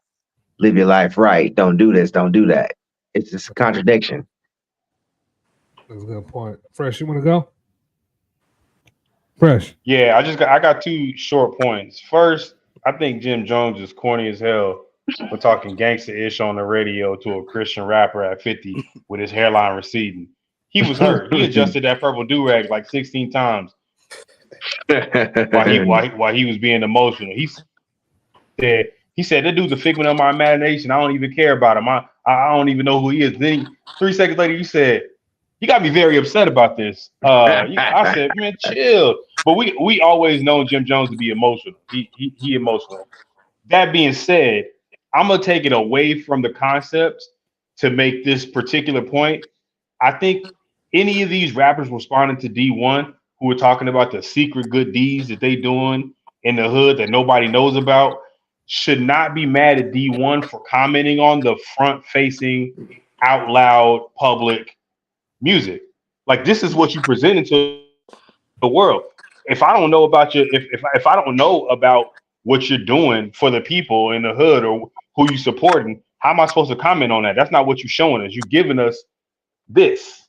I'm only commenting on what I can see. D1 probably don't know these rappers he's targeted to personally. So how is he supposed to address the undercover good deeds that these rappers are doing in the hood? And to be honest with you, none of them is really definitive about what they're doing. They just said, "I do a lot." And if you don't do as much as me, you can't comment on what I'm doing. That being said, I don't like, just logically, that don't make sense. As a member of the viewing public, right? All I'm doing is watching what you're doing, what you're putting out to the world. How can I comment on anything else other than what I see? All right, let's go, Vulcan. I think everybody made some pretty decent points here. I think what I wanted to piggyback off what Freshly said to some extent. Like, you only can comment on what you see, and that's why I think it's so important. I mean, like, hip hop in general is very anti-establishment. That's very big in our culture. But our First Amendment is the right to be able to a freedom of speech.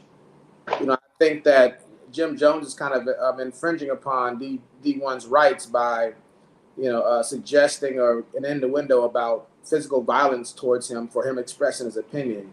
If I were to say, hey, Jim Jones' album is really nice, I'm only, like Freshly says, I'm only addressing what he said, what he's put out there publicly.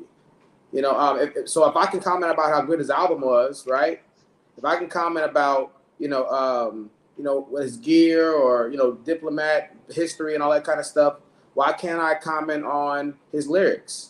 If they're negative, why can't I comment on contradictions? It's like, I agree. You can't, that's called moving the goalposts. It's okay. My point is okay when it's over here, but as soon as it doesn't suit your purposes anymore, now you don't like it anymore. I'm a hater. Now I'm a hater. So my thing is, either I can address it all that's out there in the public. I'm not going to talk about your private life. I don't know you like that. But I got to talk about everything you do in public, praise you, critique you, right? Hip hop is one of the biggest critics of the government, one of the biggest critics of culture, right? And we celebrate hip hop, right? Yep. As a part of the fifth estate in a way, that freedom of speech, journalism. Hey, KRS-One, excuse me, has music that refutes the Jim Jones style of rap as an ideology. I bet you he's not coming at KRS-One like that. So I think it's more of a defensive. It's definitely a defensive. It's not. I think he's definitely a defensive mode. I really don't like that about us as people in general. We don't do accountability very well because they're not gonna tell you to shut up if you're praising them. But as soon as you say something I didn't say negative, right? Because hate is hate.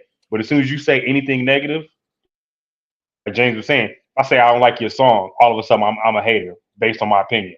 But if I say I love it, you love that, you want that, you're not gonna tell me to shut up. You actually gonna probably pull up a video of me saying I love it and show other people to prove like, hey, even my man say he love it, but if I be like, hey Jim, you might need to do a little bit better, man. Your lyrics is harming the community. All of a sudden, like, oh, this nigga a hater. Like, I don't like that about the community. I think if you want our praise, and if I'm being 100% honest, and we keep it a stack, our praise and our support as a community is literally the only reason these niggas is here. That they're able to do what they do because it's a consumerism. It's a consumership. I.e., you don't succeed unless we consume your product, unless we like your product. So, like James was saying, if I ingest your music, if I buy your music, I stream it, I might should be able to say something about it. I listened to it, I streamed it. You made money off of my stream or my purchase. I might could say something about your music. Whether you like it or not is up to you. But I'm not a hater. I'm just giving my opinion. Yeah, that's unfortunate. It's like the streets, they only want to be consistent on certain things. They want you to be consistent with not telling, not snitching. But when somebody called out the hypocrisy, like the poor man was saying, being consistent in your raps in your real life, now you got to get violent, So we are anybody who's a thinking man know the streets is not only it's illogical. The streets is illogical anyway. So that was the perfect. Jim Jones ain't even in the streets no more. Exactly. Are we gonna say anything about this guy threatening people like that? Like, I mean, like, that's what I'm saying. So the sad thing is he could threaten D1, but he said Farrakhan had hollered and summoned him. I don't know if you got that. Yeah, I heard that. He said summoned. Yeah, that's what he said. He summoned me, and then they had a conversation. So that means he went. Yeah. So it's levels to it though. You ain't gonna push up on Farrakhan because he got some people that gonna really touch you. Yeah, like, really touch. Yeah, he got. Hey, what he say? He got some niggas that'll wrinkle your shirt. Yeah, we gotta remember. Y'all remember when Jim Jones was going at Mace when Mace was talking that Christian talk, and Jim Jones was I smacked the kufi off his head. Yeah, doing that time. So that's what was going on. So Jim Jones always had an issue with people that take the religious approach to combating issues and stuff like that. So he already has, I think, a little bit of a bias towards against that kind of thing. But again, my thing is like even Sway on his platform had to be mindful of the fact that like, hey, he's talking about a good guy here who just given a critique of you. It's not called for you to do all this stuff because a man was critical of you. Yeah. He didn't even say it was bad. He just said you could do better. Yeah. He didn't trash. He didn't trash his lyrics or anything. That's like I think you got more. Masculinity? Is this real masculinity now where you can't even take a criticism? Why are these guys considered the pillar of masculinity in our communities and they can't even take a simple criticism of them? He didn't say you suck, you're bad. Like on the court, we all been on the basketball court, YDG back in the day, all of us, when people be like, man, hey, you trash right now, bro. we can't even take a criticism. Never that. Hey, you know what? You can do better. He can't even handle that without threatening somebody's life. To point, poor man's anonymous voice earlier. Hold on, first. I want everybody to like focus on that. Him giving violent threats to him. Like, I mean, anybody else got anything they want to say about that? I already said he's a cornball. No, right. He's a 50-year-old gangster with gray in his beard, still making street threats. Vague street threats too. Like I really like if you really like that, like stand on business, bro. I don't understand that part. What's the gray beard? I mean, it's people that's old that still get violent and still send hits out. They not making threats on the radio, on the internet. those is really really out there in the trenches. You don't make idle threats if you really out there. If you really out there, that means you could get touched as much as you touch somebody else. Jim Jones finna go get in the Escalade that's probably bulletproof. He got bodyguards with him. Jim Jones not out here. He's not active like that. That's why I don't like when. And I'm not saying he never was. I'm saying, bro, that's not your life no more. You out here making idle threats. You're not even living that life no more. And you threatening somebody who you know is not gonna get busy with you like that. He ain't threatened Farrakhan. Like my man Whitey G said, Farrakhan got some niggas that'll get busy about him. You can't talk to. So my whole thing is, if you gonna be gangster with everybody. Right. And I hate to use this cliche colloquialism, but keep that same energy. Because D1 is doing the same exact thing, maybe a different style, a different opinion, that Minister Farrakhan is doing. He's preaching unity. He's preaching community involvement and improvement. Like they have the same end goal. Yeah. I want to get YDG YDG right quick. What you thought about him making those violent threats? What's your thoughts on that? Yeah, he shouldn't be making no violent threats at all. I mean, the dude just critiqued him. I mean, there's other ways to go around it. I mean, you battle him then, battle him rapping. I mean, you say you're a rapper, you got lyrics. I mean, but the violent part, I mean, like, come on, the dude, a Christian rapper, like, come on, man. That's what you got. No cool points from the streets for messing with a dude like that, regardless. Thank you. That's what I'm saying. Nobody's gonna be like, damn, you just beat dude up, don't he? You know what I mean? Like, you're not gonna get no points for that, People gonna shun him more out for trying to talk about dude. All right, poor man anonymous. What thoughts?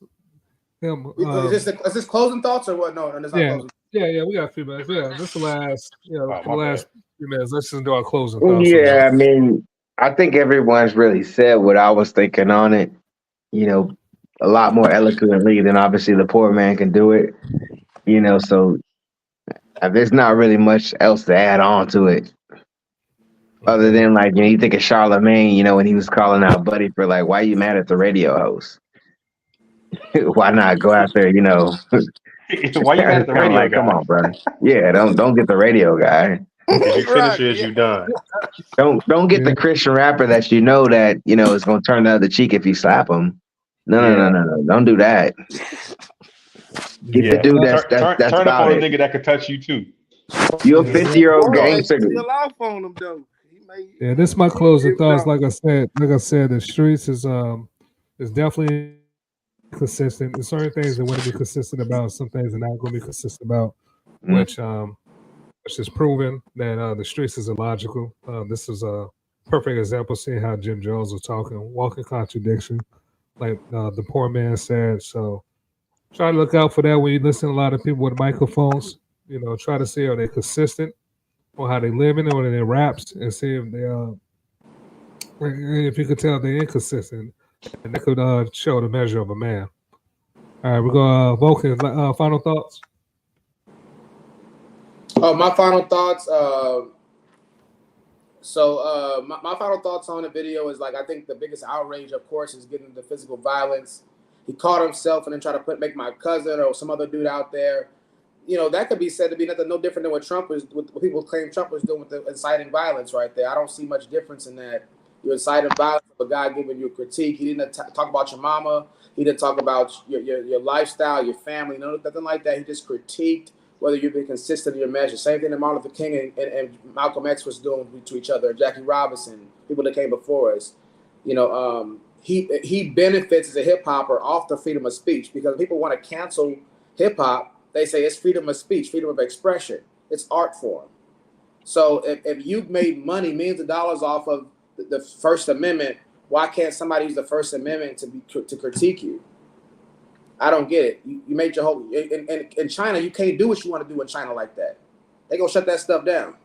Mm-hmm. But over here, you can say what you want for the most part. And so my point is saying, if you're benefiting, making money off it, but then you don't like it, now you want to threaten somebody's life. Why don't we look at this guy as no different than how other countries are that want to keep people from expressing their opinion? If this guy was in charge, because his feelings hurt. Yeah, if this guy was in charge, we wouldn't be to say we want to say right now. We wouldn't be doing what we're doing right now.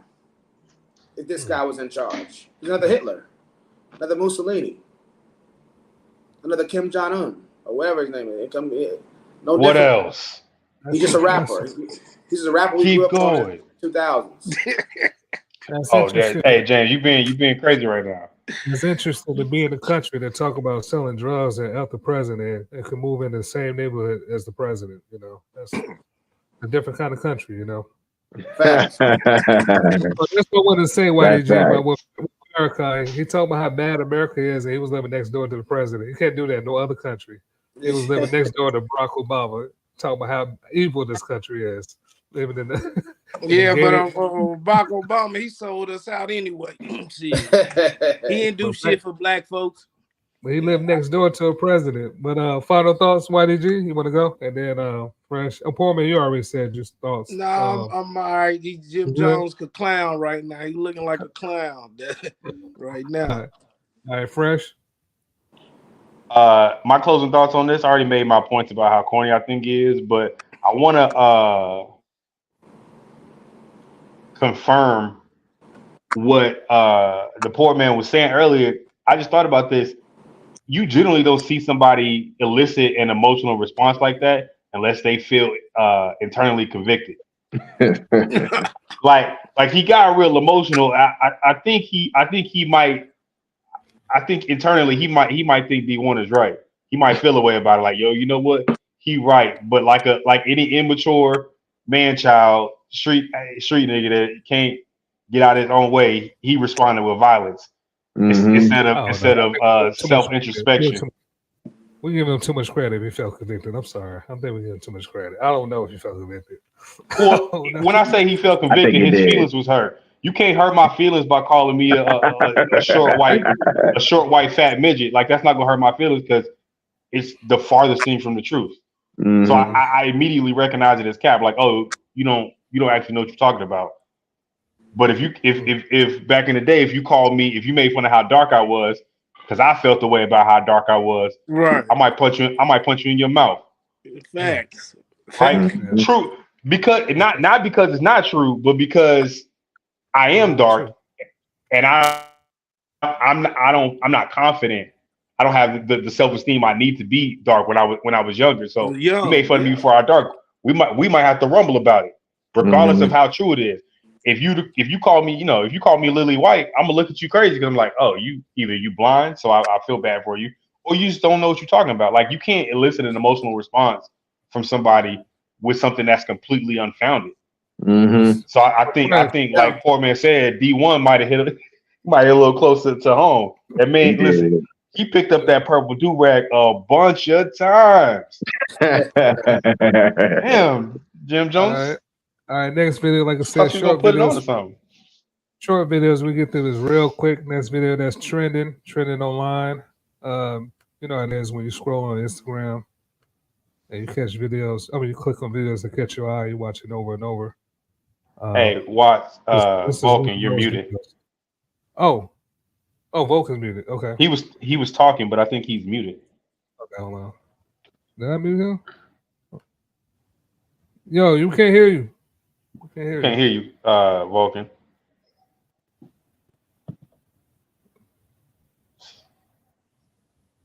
Anyway, we're gonna move on. Yeah, figure it out. Get one of your kids to come help you with the newfangled technology. All right.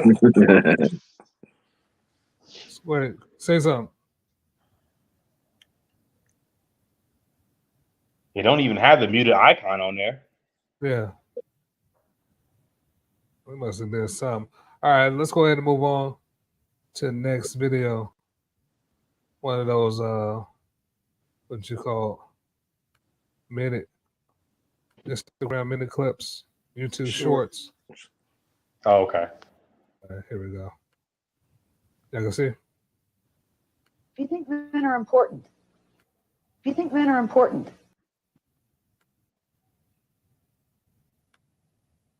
All right, y'all ready? Y'all ready? Yeah, you hear me? Yeah. Cool. All right. if you think men are important, for what? We'll take a break. I am love.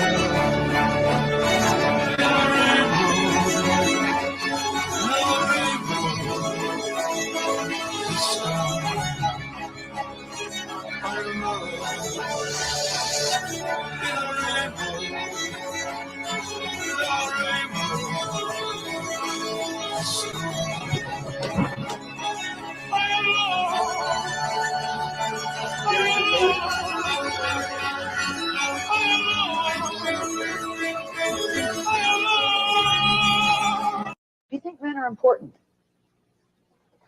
like for what? We'll take a break. I am lost.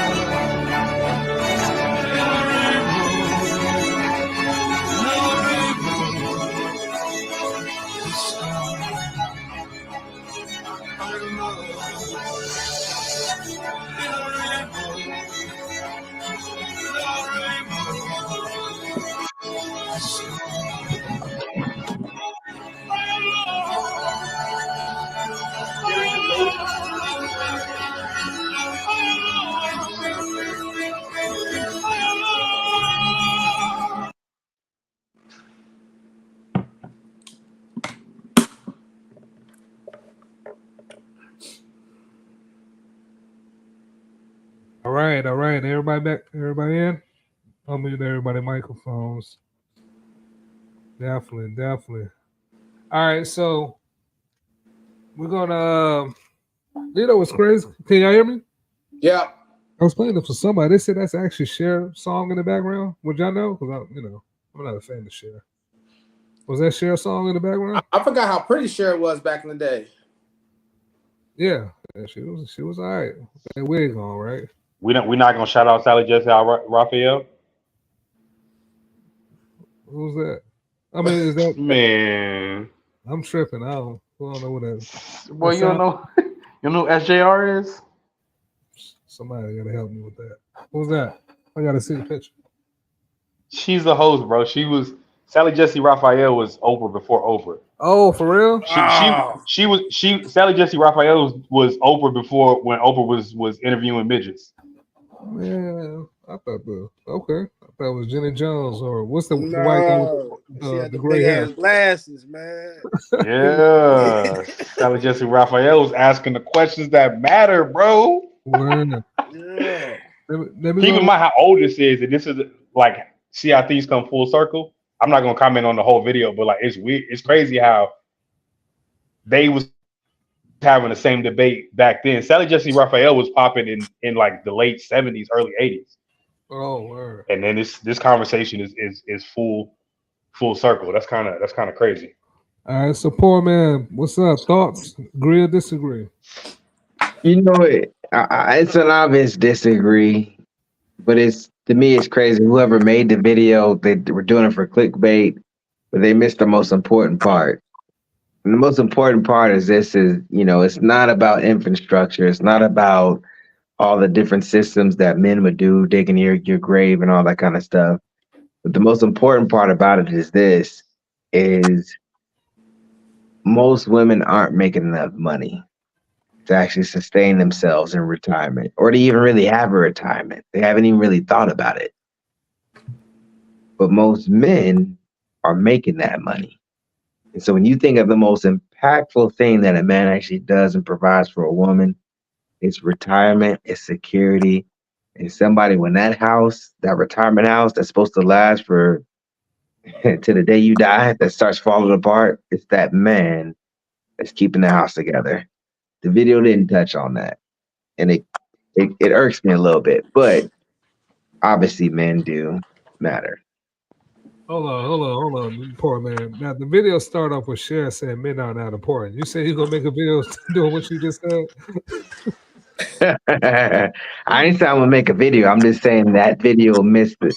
Whoever posted that video, they left out the most important part of what a man provides for a woman, specifically for a woman.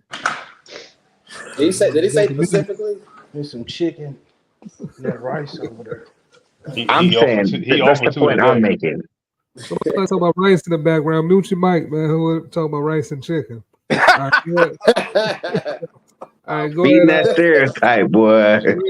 Go ahead, Vulcan. Well, he didn't say watermelon at least, right? He could have said watermelon. Go ahead, Vulcan. Thoughts? Agree or disagree? First, my thoughts on that video. I mean, this video really touches me in a lot of ways. Pause, but wow. Because of the fact that I shout out to the legend Kevin Samuels, man. He used to going on this point about the contributions that men have made in society, and I think I don't blame women or men for this. I think about this all the time when I go to the grocery store and buy meat, and then I think about to myself like, dang, I don't gotta hunt nothing for this. I don't even know what part of the body this is. But there was a time in history where our ancestors had to go out there and kill it themselves, butcher it themselves. You couldn't be squeamish and couldn't look at blood. You know, you had to go out there and kill it, skin it, cook it, and all that stuff. And you had to use every part of it, know how to preserve every part of it, whether it was with salt or ice or whatever they were doing at whatever time period it was. And so, or turn into jerky. You know, so my point is just saying that in closing, my opening point is just saying it's really important as we're getting so much more industrialized, especially now with the technological advancement age with computers. We're so far away from the contribution of the everyday person nowadays, especially if you have a white-collar job or if you're an entrepreneur, whatever the case may be. You may be a little bit less in touch with all the people that make what you do possible, especially for the ladies when it comes to selecting a mate, when they want the man who makes this kind of money, that kind of money. But we don't realize the jobs need to still be done. The guy who comes and fixes your apartment whenever if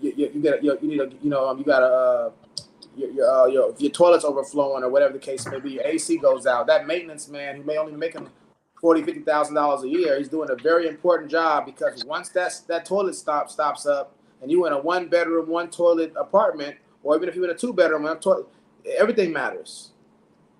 Everything else stops. That guy matters the most in your life at that point in time. The AC goes out, the HVAC guy matters a lot. And so I just say we forget what men do to make the world a better place and get us where we are today. And so we can look down on people that don't need to be looked down upon. Well, I got a question. Do y'all have any daughters? I got a 3-month-old daughter. 3-month-old. I said that wrong. I got a 3-month-old daughter. Hey, how many drinks you had, man? I'm drinking H2O, player. What's up? What's the point? How's it relevant? I just want to know how you raise your daughter, because in this world, you know, they say the man supposed to take care and pay all the bills and do all the work, and the woman supposed to sit back and just collect all the funds. But I mean, as of me, I didn't see that growing up. I had both parents. They both were nurses. They both took care of me. And they both, you know, my dad, whatever my mama wanted, he gave her. She had her own money, so she can go spend it on whatever she wanted to spend it. So, I mean, these days, it's only about 1% of black men that really taking care of a family, that make over $100K to be able to provide for a family like you see. I mean, most brothers, I mean, I'm gonna just call it like I see it. They not taking care of no family. I mean, so it's a percentage of only black men that do that. So it's not like all of us doing it, but it's only rare. It's only a rare few of us that do that, you know, in America. So do you agree or disagree on the video? Oh, I don't know if it's agree or disagree with the video. You mean like what Cher's point? I mean, are you saying? Yeah, I disagree with her. I disagree with her comment. I disagree with her comment. Yeah, you know what I mean. That's what I disagree with, because I know some brothers, and I had a father, my grandfather. I seen him take care of a family. I take care of my family. Everybody that be around that's a black man take care of their family. So, I mean, yeah, I disagree with what she's saying. Yeah, she's saying a lot of stuff that a lot of women are saying today. Want to close us out, Fresh? Thoughts on the video? Yeah, man. For this one, I'm gonna just refrain from trying to read in between the lines, which you could is easy to do. Like everyone's kind of addressing what they think she meant. But if we're being honest, the way the video was cut, the question was, "Are men important?" The response was, "For what?" And then ensues a video statistically showing the things that men are important to. These are male-dominated industries that support and grow the structure of the country that you live in. That being said, I could see how a woman of Cher's stature may be able to get away with that type of with feeling like that, and maybe even carrying that type of that mentality out throughout her life. But the problem she still with had to go through a man. what you mean? To get where she was at, you know, the man had Oh, to you talking hire her. about Big Sonny? Yeah. I won't comment on that because she has a pretty successful career post Sonny. So, but my point is, she's spouting that type of rhetoric, and you got a whole bunch of poor single women in the crowd laughing and giggling it up when they need to recognize, like, oh, the reason she could say that is because she's who she is. That can't be how I think about it. Guys are important are men important. So to summarize, I disagree with Cher's statement, or it's not really a statement. She didn't make a statement. She asked for what. So I disagree with what she was implying for the overall population. Like that can't apply to everybody. All right. Well, I'll say this. I guess I'll close it out. All right. I want to, like Vulcan said, it's a lot of people, a lot of women that's on the late great, rest in peace, Kevin Samuels. A lot of the women here are oblivious to the contributions that men brought to this country, and sometimes I wonder who fault is that a lot of women don't really know what we bring to the table, or don't know how much. Well, I ain't gonna say how much, but how the contributions. Yeah, hey, do you think they don't know, or they don't acknowledge, Darius? Just to clarify. I don't know, man. When I'm they watching haven't these seen. shows, They haven't sound seen. like they don't know. Sound like they don't know. I don't know. They haven't seen it. Well, we don't learn it in school, that's for sure. They don't see it at home. That's the biggest thing. They don't see it at home because they mama deal with 3, 4, 5 motherfuckers. Majority of these women growing up, so they don't see it in their household. So they don't appreciate a good man. Yeah. So she's not saying anything. I'm not hearing women saying it. And the more I hear it on some of these shows, I'm like, well, women just really don't care, or they're really in the dark about, what the history of men building this country. So, all right. So let's go ahead and move on to this. Might be the last video. Oh, this last 2 videos. Let's say right here. And we can I'm gonna get y'all thoughts on this. I don't know this guy. I see him a lot on. Can y'all see it? Yeah. I don't know this guy's name, but I see his videos always trending on. You get on my nerves. Word. All right, so I'm gonna go ahead and play. So everybody go ahead, put y'all mics on mute.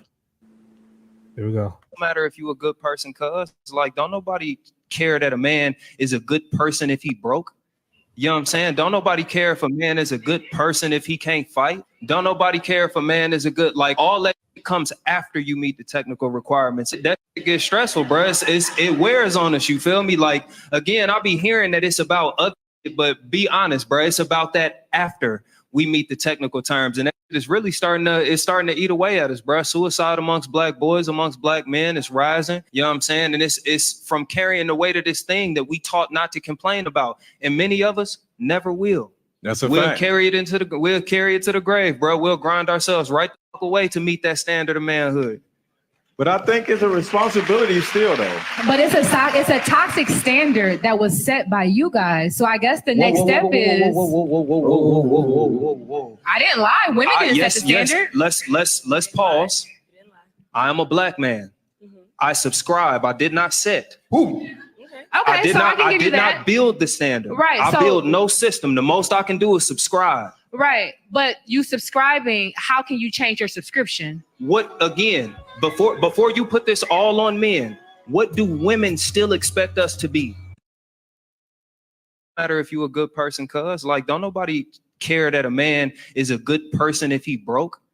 You know what I'm saying? Don't nobody care if a man is a good person if he can't fight. Don't nobody care if a man is a good, like, all that comes after you meet the technical requirements. That gets stressful, bro. It wears on us, you feel me? Like, again, I'll be hearing that it's about other, but be honest, bro. It's about that after we meet the technical terms. And it's really starting to eat away at us, bro. Suicide amongst black boys, amongst black men is rising. You know what I'm saying? And it's from carrying the weight of this thing that we taught not to complain about. And many of us never will.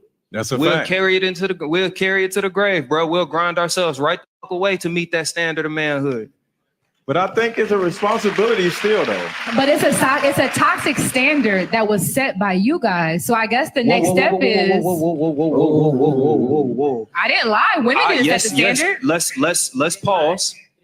I am a black man. I subscribe. I did not set. Okay, I did not build the standard. Right. I build no system. The most I can do is subscribe. Right. But you subscribing, how can you change your subscription? What, again, before you put this all on men, what do women still expect us to be?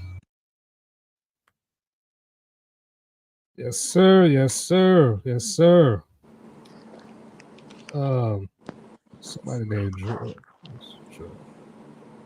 Drew. I don't know if know anybody named Drew, y'all? Or was this somebody's in the room?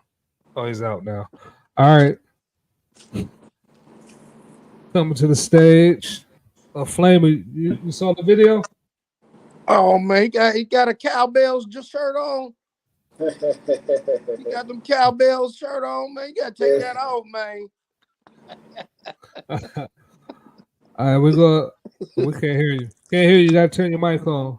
We're gonna get you to comment last. All right, so let's go with contributing to the conversation. Let's go with you first. Thoughts on the clip? Who? We just thoughts on the overall clip, or I think he has a point to a certain extent. I would question what subsect of women or society that he's really referring to, because I don't think that refers to everybody. I don't think you can blanket statement that sentiment. And I'm gonna phrase it like this. I think there's a bunch of women out here who date, support, love, believe in niggas who ain't shit, to put it harshly. So when I say that, I would like him to define more the actual group of people he's talking about. So I don't think that every woman is out here being a gold digger, right? Just the loudest women, the women who have social media platforms. I think more women than we know are looking at character, personality, or at least the illusion of those characteristics and supporting that man. Because really, every man ain't out here getting it like that. So I don't really believe that all women. Well, can we say majority of women? He said we could use another word instead of saying know how to fight. What about protect her? I think most women would say they want to protect her. So I guess most women would say they want to protect. So he said nobody cares about you not fighting. Don't know how to fight. He don't know how to fight. That's why he said that. I don't believe that. I think his point is saying like nobody cares about the individual before they care about the individual's qualification. I.e., you can't even care about the man until I decide that you're a man first. I agree with that sentiment for a certain group of people. I don't agree with it as a blanket statement. Even the majority. What percentage would you want to give it? I say probably about 40. Because you have to think there's a subset of women on the internet who are pushing that narrative, right? But on the back end, you got a bunch of like regular women dealing with men who ain't making a lot of money, who dealing with men who can't fight. Like, and I'm not saying I guess we could call it settling, But if you were to ask those women what they saw in that man that they're dating, right? I don't think it would be like, oh, because he could fight, oh, because he could provide. It's like, oh, he's a nice person. He made me feel good. He made me smile. He's funny. Like those types of things. I think the loudest group of women is who he's referring to. If we were to make that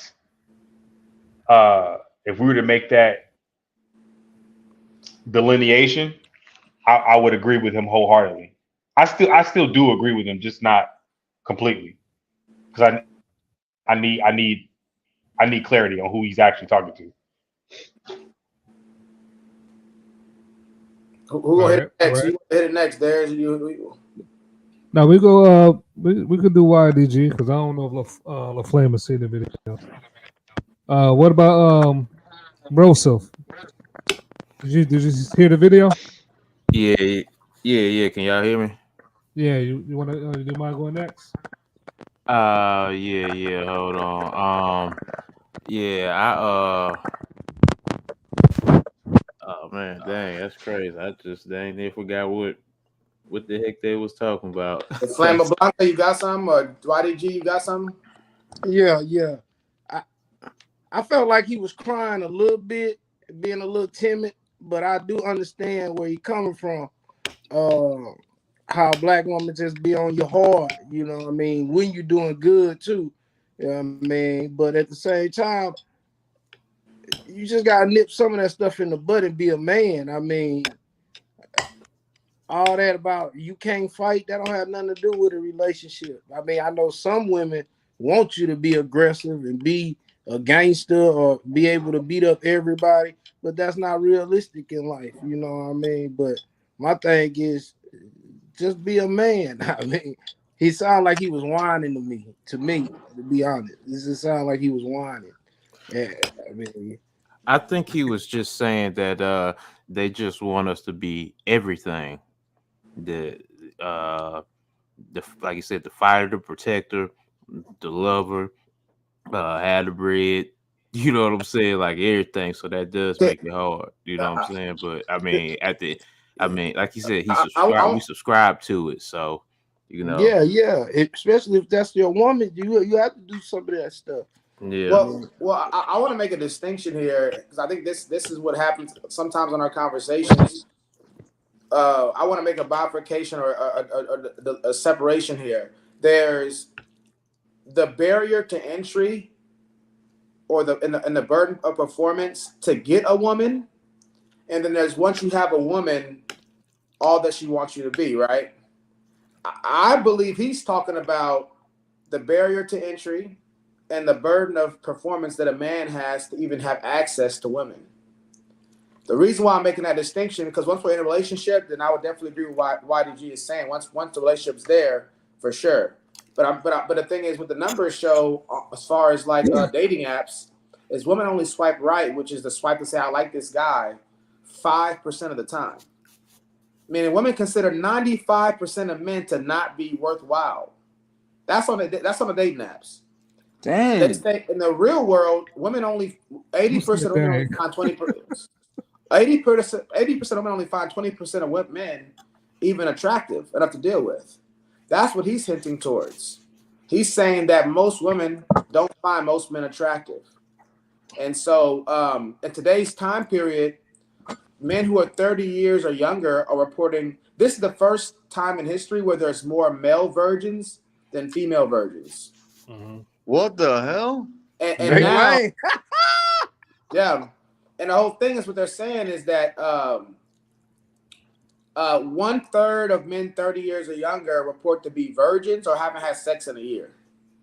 Yeah. Or they're lying. Early 20s. They have to be lying, right? Hold on, Flame. After James, they'll get you to speak after. I'll make my short. I'm pretty much. There's another point I want to make, but I'll wait till after everybody's had a chance to address what I'm saying now. So in closing, he's making the point that before you even have access to women, you got to be all these different things before they even want to know who you are as a person, like your likes, your dislikes, can he read, all of this stuff. And again, he wasn't giving this full elucidation. He's talking about there's things like height, income, how masculine you appear based on whatever they perceive masculinity to be. Whether it's the peacock with the pretty wings, able to mate with the female lions. Black privilege. You know, women are expecting this burden of performance on the men to even before they even want to know who you are as a person.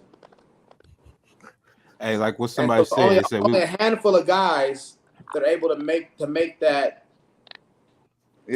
burden of proof in today's time period. What somebody said, start giving these niggas some pussy, man. We won't have no school shootings, man. You know what I'm saying? get that pussy up, man. Oh, excuse me, my bad. My bad. I'm sorry. Yeah, bro. Don't be like me, bro. We're gonna get it banned from Mark Zuckerberg. Yeah, rules. Facebook, keep it PG. Go ahead, Flame. When you got something you want to add? You got anything? I mean, I wanted to, but after Homeboy said what he said, I'm censored. I can't say what I want to say. Continue on. All right. Anybody else?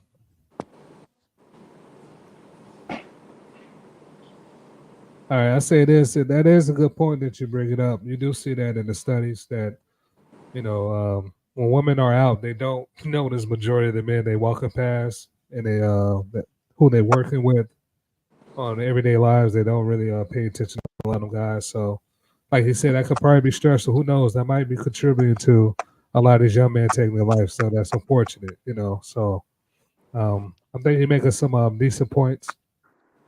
I'm not sure if this is rooted in facts, but that is something to ponder on, right? So you got a bunch of nowadays you got more male virgins. Not only you got a bunch more male virgins we had in the past, you have a lot more men not having sex, not even having access to sex. Because a lot of things are digital now. A lot of people on these dating apps, excuse me. And these women are not paying attention to them. They're going after the same 5%. So yeah, that's something to think about. Go ahead, contribute. You said what? Contribute with it. You have something to say? Hold on. I can't hear you. You got I don't know if that's even. I mean, because I just seen some brothers. Hold on, why did you go ahead? Hold on, why did you go ahead? So what he's about to say, and I'm not rebutting anything, but what are we saying about the women who are dealing with? So we're talking about all the women who are chasing the 5% or the 1%. That's really the reason I held up that 1% of black men. But what are we doing with the women who are, if you want to call it settling? I don't agree with that, but settling for the back 95% of men. Okay, what's your question now? Are we calling that settling? Are they choosing? Do you think they see something other than what the studies show that they're seeing? I.e., like they don't have. You're saying they don't have access to women, but it's a bunch of people who don't fit any of the criteria that the top 5 are fitting, and they still have access to women. Yeah, there's people without a job who can't fight, who live under these women, who still have access to these women. And to be honest with you, probably have more access to certain women than a lot of us do. Thank you. What we would consider the top 5%. Is men in prison getting top notch women, while you out here ain't getting nothing? That it's a proven fact. That's the man he's talking about. That's the men that can fight, though. Yeah, and then also that don't mean nothing. Just because you're in prison don't mean you can fight. Yeah, I think it's a prison aspect. We're talking about what women look at as dangerous. Women don't know who can fight and who can't fight. They only can go by the men perception. What is that term, Darius, about that the doctor brings up about like incompetence versus what was it? How does he say it again? The women don't know the difference between reckless fearlessness and fearless competence. Women don't know how to distinguish. Yeah, I remember when I would get off the school bus and the gangsters would be on the school bus. I remember I'm an athlete. I'm playing sports every day. I'm working out in the gym. And the gangsters, and of course I played ball with the gangsters, but I wasn't a gangster myself. And so every time a new gangster was trying to like find somebody to pick on, he might want to try to pick on me. So I have to beat the gangster up, and all the girls were like, he's gonna beat you up, because they can't tell the difference between a guy who's smoking all his lungs is all bad, doesn't work out, can't fight it really at all. You know, swinging all like this. He don't know how to throw a proper punch. And so we end up fighting. I beat the guy up, and everybody's shocked. I'm like, y'all, because y'all bought into the lie that his reckless fearlessness, it was reckless. Mm-hmm. He's not a disciplined person versus a competent person who you can tell is more disciplined about his life and more and more fine-tuned to learn how to do something before he actually tries to do it. And so a lot of times women can't tell the difference to who can fight. They're going off a feeling they're getting. And simply the guys, sorry, go ahead. So what you're saying is those men still have access to those women out of the ignorance of those women. Yeah, but to his point, because of their perceived my point, they still have access to those women. Yeah, but that's what the women are drawn to. Women are drawn to the reckless, fearless. I understand what you're saying, but I'm addressing the topic. Yeah, he's saying that you don't have access to these women if you don't meet these criteria. James is talking about the legitimacy of the criteria or essentially seeing behind the curtain. What I'm saying is, James, you beat that gangster up. At the very least, you raised your profile to be able to have access to the same women as him. His access to women never waned. Hold on. Where's everybody from though? Like, CJ, where are you from? Why? What are we talking about here? All right, go ahead. I'm from San Antonio, bro. No. I'm gonna answer because I need to understand how this. You can answer this. How this lends to the conversation? No, because I need to know the relevance. Why? Run it down. Why is that important? We'll give you 2 minutes. So we'll give you 2 minutes to explain why you. I'll take 2 minutes. I'm from San Antonio. What is that? What's the relevance of that question to this conversation? It wasn't him. It was the liquor talking, man. No. Just give him a chance to answer. We only got 2 minutes. Hold on. We only got 2 minutes, bro. Let the man answer. 2 minutes. Oh, is 2 minutes just going to cut off? No, 2 minutes. No, just answer the question. What's the relevance of that to the conversation? I'm a Cowboy fan. I'm a Cowboy fan too. Look, guys, all love DCL for life. Hey, why look like he in the bathroom with the shower running and it's all foggy in there? I'm outside. He outside. All right, let that man answer the question. Nah, man. All right, so who want to add to man? Get him out of here. Yeah, come on, man. Let him answer the question. We gotta let this man validate his contribution to the conversation. Go. All right. One more time. Go ahead. Like go ahead, LeBlanc. 12 kids that worked all day and drinking beer. What is the relevance? What is the relevance of your question to the conversation? Nobody talk. Just let him work it out. Right. Let me work it out. So James was telling me about everything he was telling me, right? He got picked on. He beat this guy. That's my whole life. Like being from the Rio Grande Valley, being a white boy, quote unquote white boy. That was it. I was fighting on site. I would get in fights nonstop. It was so bad. I had to be homeschooled. I was fighting literally like 3 or 4 times a day, just because my Spanish sucks.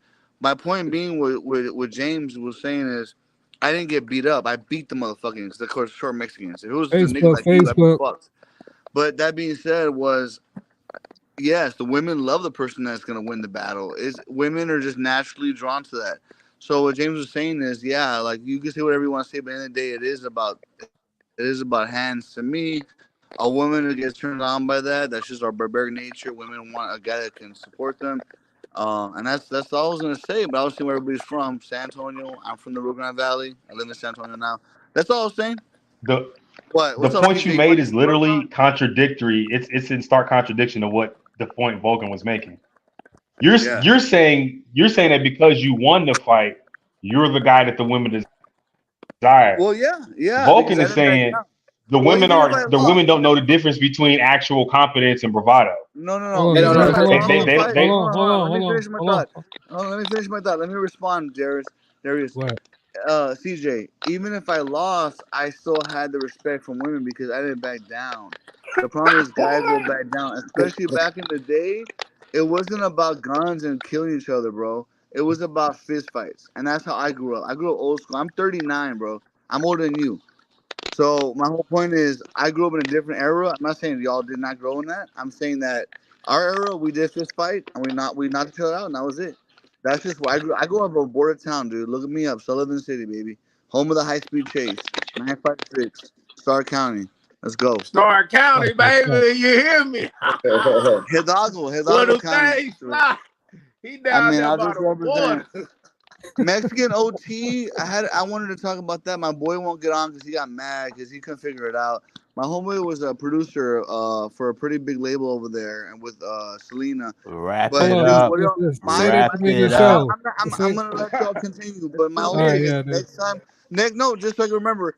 I'm gonna let y'all finish, but Beyonce had the greatest. No, go ahead. Yeah. I'm gonna let y'all continue, but I want to do about Mexican rappers. I want my intake on this one because Mexican OT rapper, his delivery is pretty crazy, and we'll talk about it later. But I just wanted to just so y'all can remind me of there he is. The next top 5 Mexican rappers. I'm gonna break it down for y'all. All right, go ahead. I'm done. Shout out to the Mexican brothers and the Mexican rappers, man. Well, I'm actually. All right, so go. I mean, I mess with. All right, so Vulcan, go ahead. You feel me? I'm actually Puerto Rican, Boricua, so big pun, baby. My daughter has Puerto Rican too. I got a half Mexican grandbaby and a half Puerto Rican. Yeah, your sound is choppy, YDG. You want to closing thoughts, Vulcan? And then we're going to go Bro Self. So we're going to close it out. Okay, so yeah, one point I was going to make up, I mean, I guess I'll bring it up in my closing. But the thing I didn't like about what he said the most, when the lady addressed what she said, is he said, I didn't create, I subscribed. Subscribe, that's what I want to deal with. Yeah, I didn't like that part because it's like he's trying to blame the white man for, women putting that burden of performance on men. That's in every culture, in every society in the world. That's in all. I thought he was blaming women for setting the standard. Yeah, that's what I got from it. Yeah, I didn't think he was blaming a white man. No, because he brought up him being a black man. That's how I know he's talking about white people. Because he said, I was a black man. Great, I subscribe. He's talking about the white people. And you sound good, YDG. Go ahead. No, tell the YDG. Go ahead. You sound good. Go ahead. So yeah, so he's definitely talking about white people because he said I'm a black man. He didn't say I'm a man. He said I'm a black man. He's talking about white people, and I don't get why you would do that because that has nothing to do with being white or black. Every ethnicity, the women want to mate with the top males. It's called hypergamy.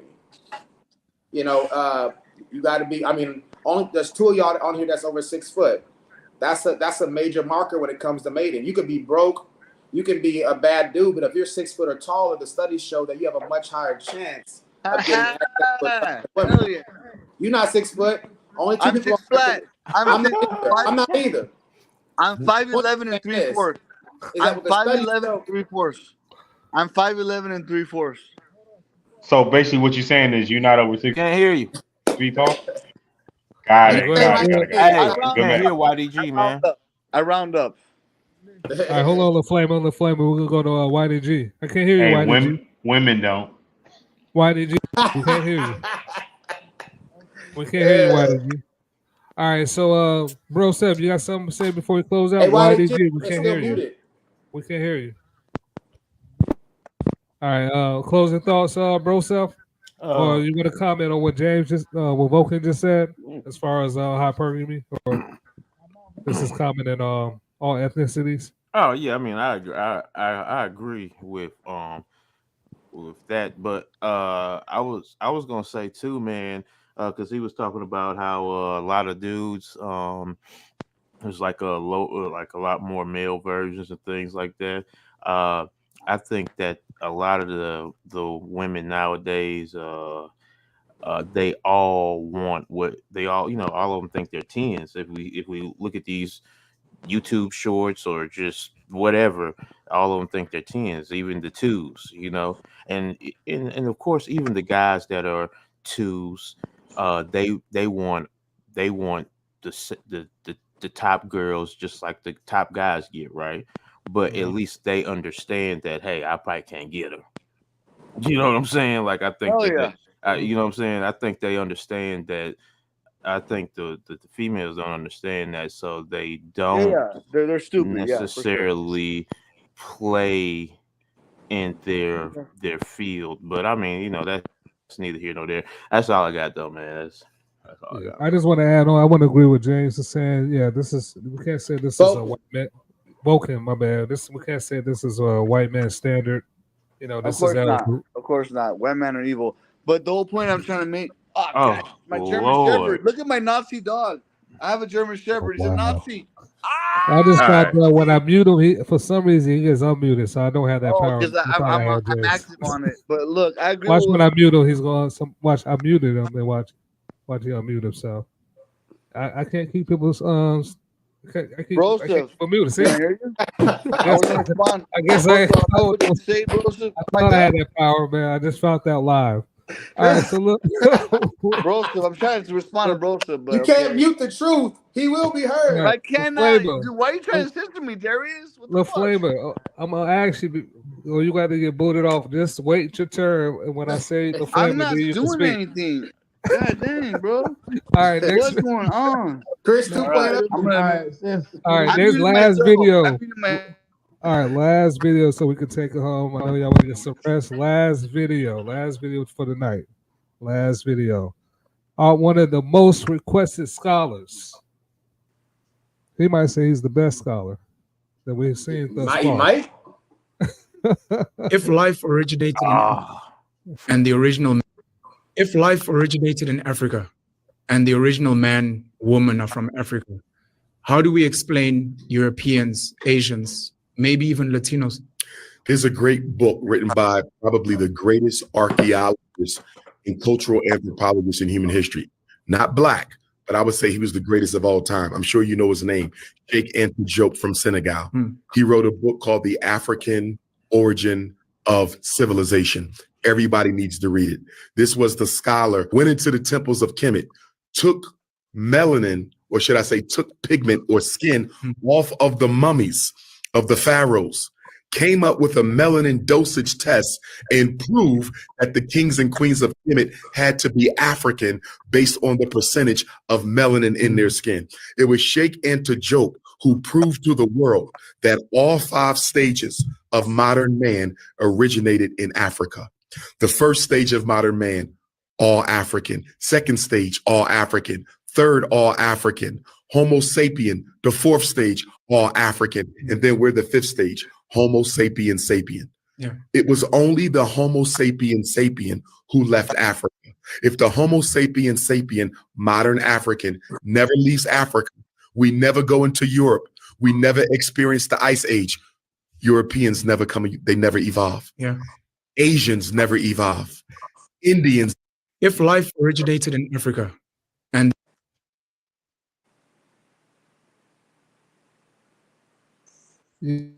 Yes, sir. Yes, sir. Yes, sir. Oh, YDG gone? Oh, YDG, go ahead. Start it off, man. Thoughts. Oh, I kind of know what he's talking about the black civilization, but my thing is I don't believe we come from Africa. That's just my opinion. I mean, I'm not from Africa. My people not from Africa. We gotta get off that topic, right? I mean, that study of knowledge that all black people come out of Africa. I mean, I like Dr. Umar, but on that, I'm just going. I practice Kemetic in Kemp, but I don't believe we all. You practice Kemet? Yes. So if the original man would, and I'm not saying I agree with or the concept, but I'm kind of clarifying. If you agree with Umar that the original man was African and came from Africa, then there's no way to refute that we don't all come from Africa. We went other places. Right now, if you go look it up, I mean, they disputed it that they had black people over here in America at the time that they found the oldest body in New York not too long ago. That's older than Lucy. Well, that's Africa. not. Look, that's what not I'm what saying. he's I'm not refuting it. You said you agree with Umar. So I was saying you said you agree with Umar. I disagree with him on that we all come out of Africa. I disagree Track with it. that. Okay. Okay. I was just looking for clarification. But I know we're the original man on the planet, though. I know that, though. But I don't think we all come from Africa, though. So you thinking the cradle of civilization is somewhere else in the world, not Africa?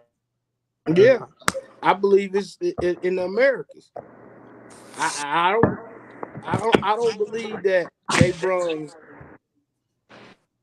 13 million black slaves across the Atlantic on wooden ships. I mean, I went to an all black school. They didn't teach us that. I mean, maybe a percentage of black people were slaves, but all right, hold on. Let's say that for the end, if you want to add that part about the slaves, you're making a good point. On another topic, but all right. Contributor, you want to go ahead and add on to it? Add on to the what you saw in the video? Add to the comments. You said who's next? Contributing, right? Yeah. Oh yeah. Contributing to the conversation. He don't know his own name. He don't even know his own name. He just can't get right. He just can't get right. Some people just can't get right. I'll be 100% honest because I am a fact-based believer for the most part. If what Umar said is true, I haven't done enough research. But if what Umar said is true, then I agree. If it's not, then I'm willing to go where the research takes me. Overall, though, if I'm stepping outside of the facts of it, I believe the original black man came from America. I mean America, excuse me, Africa. Darius, make sure you edit that right. Don't have me saying the original black man came from America. I said the original black man came from Africa. Yeah. Okay. All right, LaFlamer, got anything? Do I? I mean, I don't know what you want me to say. I don't know what you want me to say. Spit the fact. Everything goes down to bloodlines. It's not the melanin. Like, it's not about that. The reason why we have melanin is because we're closer to the equator. The reason we have curly hair, like, what's his face? Dave McGregor says, curly hair is close to the equator. So that's my thing. It's not really about that. The crazy people that control the world, the elites, they go by bloodlines. So it's not about your blood color, it's about your bloodline. So they trace it back. They go back to Solomon. A lot of these elites go back to Cain. So again, I don't know what the question was. I'm going on a rabbit hole. That's what I do. Oh, you on that Illuminati? He talking But about I mean, Illuminati. what I'm saying is like, you know, I mean, so check this out. Perfect example of my family. Being part Puerto Rican, right? My dad, right, is white like me. His cousin is black like James. Same bloodline though. So it's really about the genes expressed. Let me ask you a question. Are you a Taino? Are your people real Taínos? What is Taino? Oh yeah, see, you ain't from the island. Let's get back. All right, let's get back. All right, that was my whole thing with that. Neta. So basically, what I'm trying to get at is hold on, bro. Self, go ahead. You got next. Oh man, I had to do it, LaFlamer. Go ahead, and then we're gonna end off with Vulcan. I was saying, all I was saying was it's more about the bloodline than the skin color. That's all right. We got you. Guys, the bloodline. All right. Got him out of there. Hey, so yeah. I mean, I don't really know, bro. I mean, it. You know, like I said, I feel like what contributors say. I feel like what contributors said, man. I don't know. Everybody laughing. I don't know what happened. But go ahead. Yeah, me either, man. I just got me. But anyway, so it's like what contributors said, man. Maybe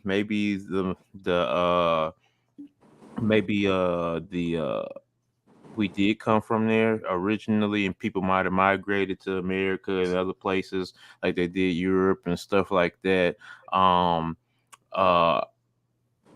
it could be true. We could even just take it a step further. Like I think we was looking it up.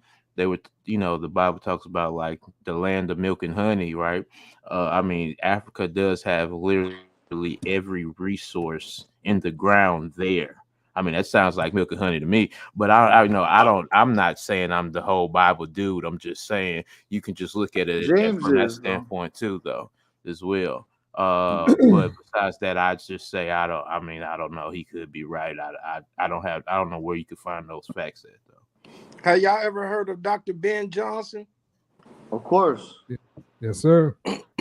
Look him up. He can talk more about, like, I listen to Dr. Umar, but Dr. Ben Johnson he over all them dudes, really. You know, they use his teachings.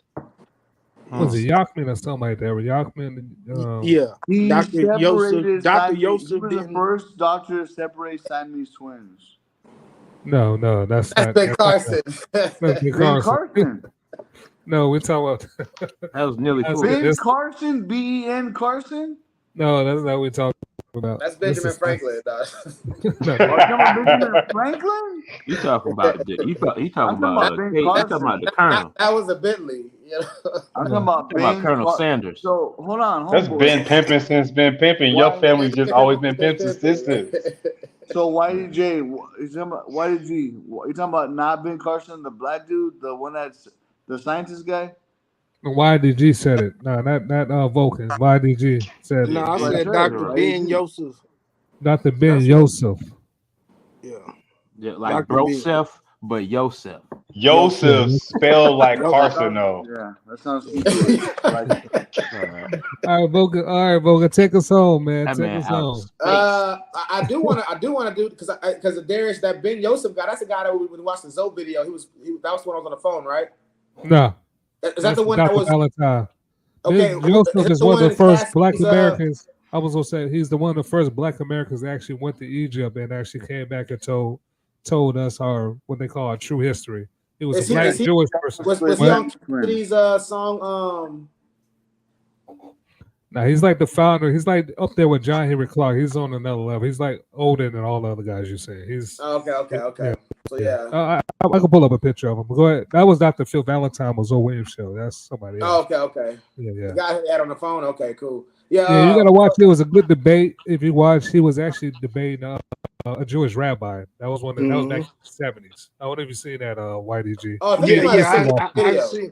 I think I watched that with you. Ain't it, Darius? Yeah, you I did. grew up on Marcus Garvey and his teachings. Like I said, when I went to the all-black school, that's what they taught us. That teaching and Marcus Garvey. You met Marcus Garvey?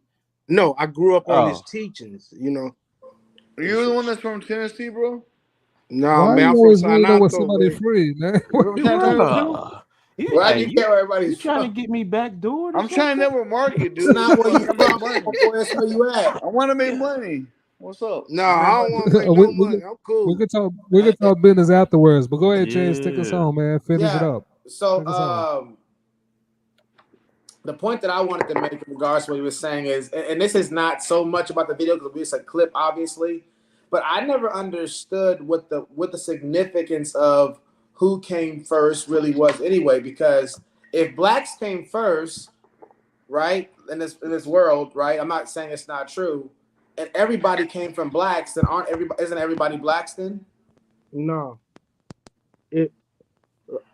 Go ahead, I believe that if you go look up the big head scientists, we created them in the car. Yakub, we created them boys, man. Oh, you talking about but even still, listen, but even if you have still, artificial intelligence now, we had artificial intelligence back then. So even if we created it, exactly. That's still I'm saying no matter what, we still produced it. This sounds like Marvel vs. Capcom. You so right. You under the sun. So I never. And my thing is that it's usually meant to empower young people and old people to like realize like we did that stuff, we created the pyramids, we did this stuff right here. You know, I don't see how that stuff really matters. It's like I think the colloquialism would be like, cool story, bro. Like it's because like the guy. Colloquialism. You don't learn that in school. Nobody teaches you that until you get grown. You got to go out here and learn it on yourself. So the image of you seeing is always going to be Caucasian. That's the image you're going to always see. Like to do whatever they say or whatever they say. Oh, the earth is round. The earth is flat. Whatever they flat, bro. Whatever. See, look. See, whatever they say.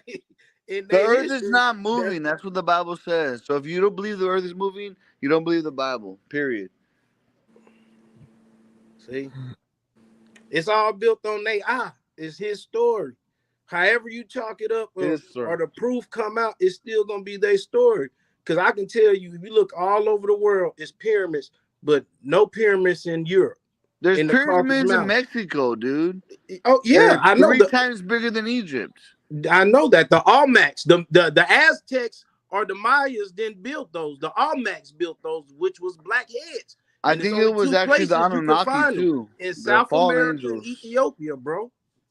Yeah. So. All right, so Vulcan, that was your point, or you got something else? Yeah. To say? So in closing, my point is just saying, like, I don't see how that really matters. I mean, because just because somebody the same color as us built it doesn't mean that they're the same culture of us, same mindset as us, same spiritual practices and beliefs, philosophical practices and beliefs as us.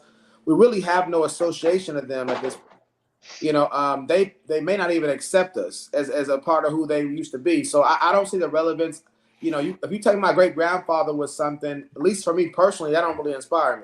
You know what I'm saying? I might be like, oh, that's cool. My grandfather did that.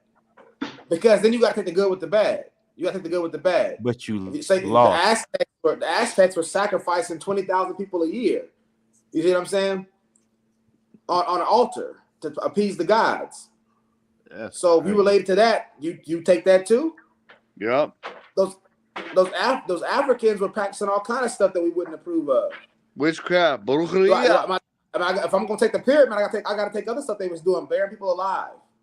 You had to pay your way into the afterlife. If you were poor, you out of there.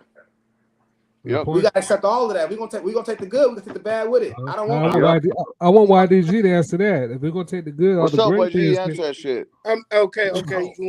See, now you get to talking about religion and stuff like that. Let's talk about it, man. No, he just said take the good with the bad. He said all the good stuff they did about building pyramids. You gotta take all the bad stuff they did too. Oh yeah. But see, the thing is, you're right. So you taking the bad of America habits that you picked up doing slavery.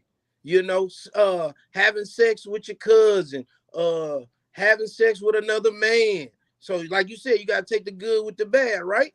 So no, we talk about back then. We talk about ancient Kemet. We talk about ancient Kemet. There was a lot of stuff Kemet was doing, as far as Well, I mean, that's what that's for the afterlife. That's only what white scholars say. I never hear black scholars say that. I only hear white scholars say that. But like I said, you gotta take the good with the bad with the Christians, because the Christians killed the most in the world. That sound like that God told me stuff, man. Right there, man. You getting off the point though. I'm not, because you just said Kemet. You talking about Kemet religion? You gotta take the good with the bad. So address that though. Why are you going to other religions? He never said that doesn't apply across the board. He just said if we take the good of Kemet and take on those characteristics and their achievements, we also gotta subscribe to the bad parts of what they did. He didn't say you was like, oh well, what about? But it's not, he didn't say nothing about them. He talked about this. Contributed. He did. He said that the white scholars only whatever you hear bad about Kemet, it was just white scholars talking about that. He doesn't. Who hear said the black that? Scholars. Why did he say it doesn't hear the black? Yeah, I'm talking about Vulcan. What Vulcan said. We're debating Vulcan's point. But he's saying what Vulcan is saying when he's saying you have to pay your way to heaven. YDG said that might be white scholars saying that, not black scholars. Am I right, YDG? Yeah, that's what I'm saying. Okay. So we can address that. All the bad stuff you hear about what I want to speak to that real quick because we got white, we got black, we got everything in between. So are we saying only black scholars count, or just only non-white scholars count? Are we saying that white scholars don't count? What would you? Well, if you that's a hard debate, but yeah, I'm gonna say in that knowledge, yeah, they don't count, because the thing is this: if the Kemetic people taught the Greeks and the Greeks taught the Romans, then the Romans taught the British, and the British taught who? The Americans. So where's the history at? So you contradict yourself when you say you gotta take the good or the bad. So you're taking the bad regardless. Regardless how you ever chalk it up, if it's in America over there, whatever scholar is teaching you or teaching the lesson, you taking the bad regardless. Because your opinion, you're gonna say, well, the white scholar said this, and he said it's this and that. I mean, well, why can't we take a because Dr. Umar even said in the video right now that the greatest scholar he would consider on the topic is not even a black scholar. Yeah, Dr. Umar just talking because that nigga ain't did shit with his school yet. So I don't believe shit the nigga talking about. I mean, I need to stop cussing my phone. Well, I don't believe nothing he talking about to a certain extent. It's just like this. Blacks, they learn something and then they says go back and regurgitate it to the next person who don't know or who really ain't mindful of what's going on. And then it make it seem like, oh, they're knowledgeable about the stuff. Well, just for the audience's sake, I want them to look up genetic fallacy. Darius is not there to pull it up right now, but genetic fallacy, I think that's what this would apply right here. And the general concept is to say when you disqualify a belief or idea, not based off its current context or meaning, but off its origin. So it's to say, like, I don't believe this because it came from this person. That's considered a genetic fallacy. Because you know what that brings into? That you can be a man, a woman can be a man, and a man can be a woman. That's the topic they're talking about. What you just said, to get these little kids to say, "Oh, I can go be a boy when you're a girl," or you can be a girl when you're a boy. That what you just said. That's the topic that brings that in and certifies. Oh, genealogy say I can be whatever I want to be. Well, no, I think what he's saying is like to use some of what you said is like you discredit a fact because it came from somebody who is naturally a boy that wants to be a girl or is a girl now or whatever, however you want to say it. Am I correct, Vulcan? That would be a genetic fallacy. Yeah, right? I would say whenever you disqualify a belief based off of where it came from, that's called a fallacy. Meaning, basically saying it's illogical. But a belief don't mean it's true, and a fact don't mean it's true either. Well, a fact by definition has to be true. No, it doesn't. By definition, that's the definition. Okay, by definition. Yeah, it just means a fact like a fact can't be that Barack Obama is the president right now because he's not the president right now. That wouldn't be considered a fact. It would be a belief, but it wouldn't be a fact.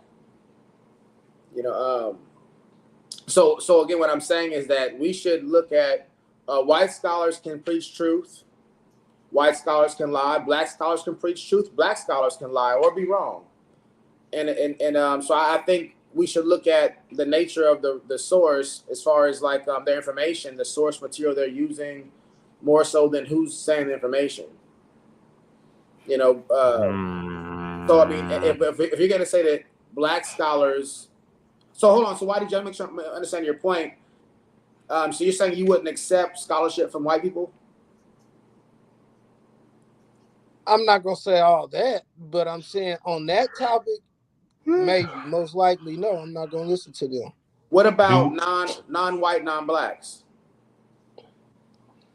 I mean, what's non-white, what's non-black? Like Cubana. Right. Like anybody who's not white or black. Salvadorian. Everything in between. Because Italians say they white now when they was Italian. So when you come to America, if you white. Yeah, that's what about Ben Laden? Rook. He's Arab. What I'm saying, would you accept something from him? Oh, or his people? About their teachings? About Kemet. Oh no. What about black scholars that come to the same scientific conclusions that white scholars do? We discrediting a whole lot of them? No. So why would we discredit if the information is the same, if the conclusions are the same? Why would we discredit a white scientist just because he's white if he came to the same conclusion? I'm saying if they have the same research, yeah, I wouldn't discredit them. But if it's something else, yeah. But what I'm saying is, so are you basically saying that when it comes to blackness, and I want to really simplify it, when it comes to blackness, no white scholar can be correct because they're not black? I'm not saying that. Okay, I'm not saying that. She's just creating arguments out of nowhere. So what white scholars are we discrediting? I mean, I don't really look up no white scholars. I'm not gonna lie to you. Well, I understand it, but I'm saying you've made several statements about the fact that if it came from a white scholar, then it's probably not true when it comes to this subject. And I'm just asking, how am I supposed to know which white scientist is right and which one is wrong, based on the fact that they're white? I can't tell you that, but I'm just saying, majority of people that teach about us, how they gonna know about us? They tell you their story. What I'm saying, they're doing the same research that current black people are doing. Like, let me ask you a question. If you're a 33-year-old white scientist and you're a 33-year-old black scientist, you have access to the same information. Yeah. Not necessarily. Can I ask a question this way? Like, if you're a black person growing up in South America and you're doing a study on the Aztecs or the Mayans, whichever civilization, could a black person that's of African descent, become a scholar in Azteciology? I'm making that word up. Yeah, you definitely made that one up. Anybody can be a scholar. I mean, they give you a degree. My thing is, you say that. So who gave out the first degree to the person who gives out the degrees? The first degree came from a black man. What was his name? I don't know. I'm just saying that. Yeah, see, his name was Hemotep. Hemotep was the first scientist, the first scholar, the first mathematician. He built the first stair pyramid. But hey, what white scholar have you heard say that? I bet you if I Google it, I could find one. That's what I'm saying. You see, you gotta Google it. No, white scholars acknowledge Imhotep. Yeah, it's not just that. That's what I'm saying. Like, I don't understand what you're saying. How else am I supposed to get my information if I don't get it from where information is at? I know you're right. I mean, but yeah, you're right. On this white man's internet. No, you gotta go to the Nigerian internet. You gotta go over there. You gotta go to the country. All right, y'all. So let's any closing thoughts for another infamous show. It's Beyonce's internet, to clarify. Closing thoughts. Anything y'all want to promote? Anything else? We're gonna go around in circle, man. Let's start with YDG. I just want to promote peace and black love and unity, man. That's it. And segregation from the white men. Black love and I'm black, y'all. I'm black and I'm black. All right. I want to promote black love. I'm out. That's good for our Puerto Rican brethren. For our Puerto Rican brethren. Bro Self. Oh man, you know me, man. I'm just here, man. You know what I'm saying? All the peace, love, and soul train, man. You know what I'm saying? All that good stuff, man. Yeah, man. Facts. Yeah. I ain't got nothing else, man. You know what I'm saying? No doubt. Contributing to the conversation. Hey man, I'm just here so I don't get fined. You don't get fined. I always enjoy sparring with y'all, man. This is always fun. I enjoy this. You must have went to school on the north side. You like what the north side is, dog. I went to school on the east, brethren. Oh, you ain't know the same. You probably went to Brackett. I'm from the 400 block of Morningview. I'm three houses down from Gates. Yeah. I'm at the bottom of the hill, big dog. I'm from over there. Oh, my grandma's house on Pecan Valley. Okay. Yeah, I'm locked in. Oh god. That's why I'll take none of y'all serious when y'all be like, oh, this nigga, like, man, listen, I have good diction. That don't have nothing to do with how I get busy. The nigga coming out now. All right. Hey, he getting fired up over there. He like, yeah, don't make me bring. Right. Hey, you was looking for a nigga here now. Hey, you know what? I want to address that real quick because that's one time that me and Contributing was hanging out one time, and there was this white girl with us, and we're watching. Oh yes, please tell the story. Yeah, we're watching a movie, right? No, sorry, yeah, we're watching. So me and this white girl and one of our roommates we were watching a movie.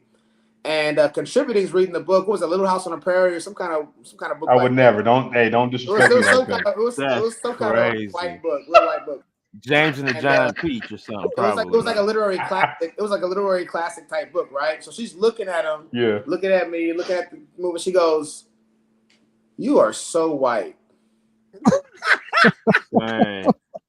Hey, you know what's crazy? And you know what's crazy? Looked at each other like she really just said that too. That's crazy. She's a wigger. As racist as that sounds, why did you been doing that to me this whole time? I just messed with you. Hey, a counterpoint. All right, so James used to write poetry. He also used to rap. So he was writing poetry though. He was in the slam poetry. He was trying to get light-skinned girls with curly hair.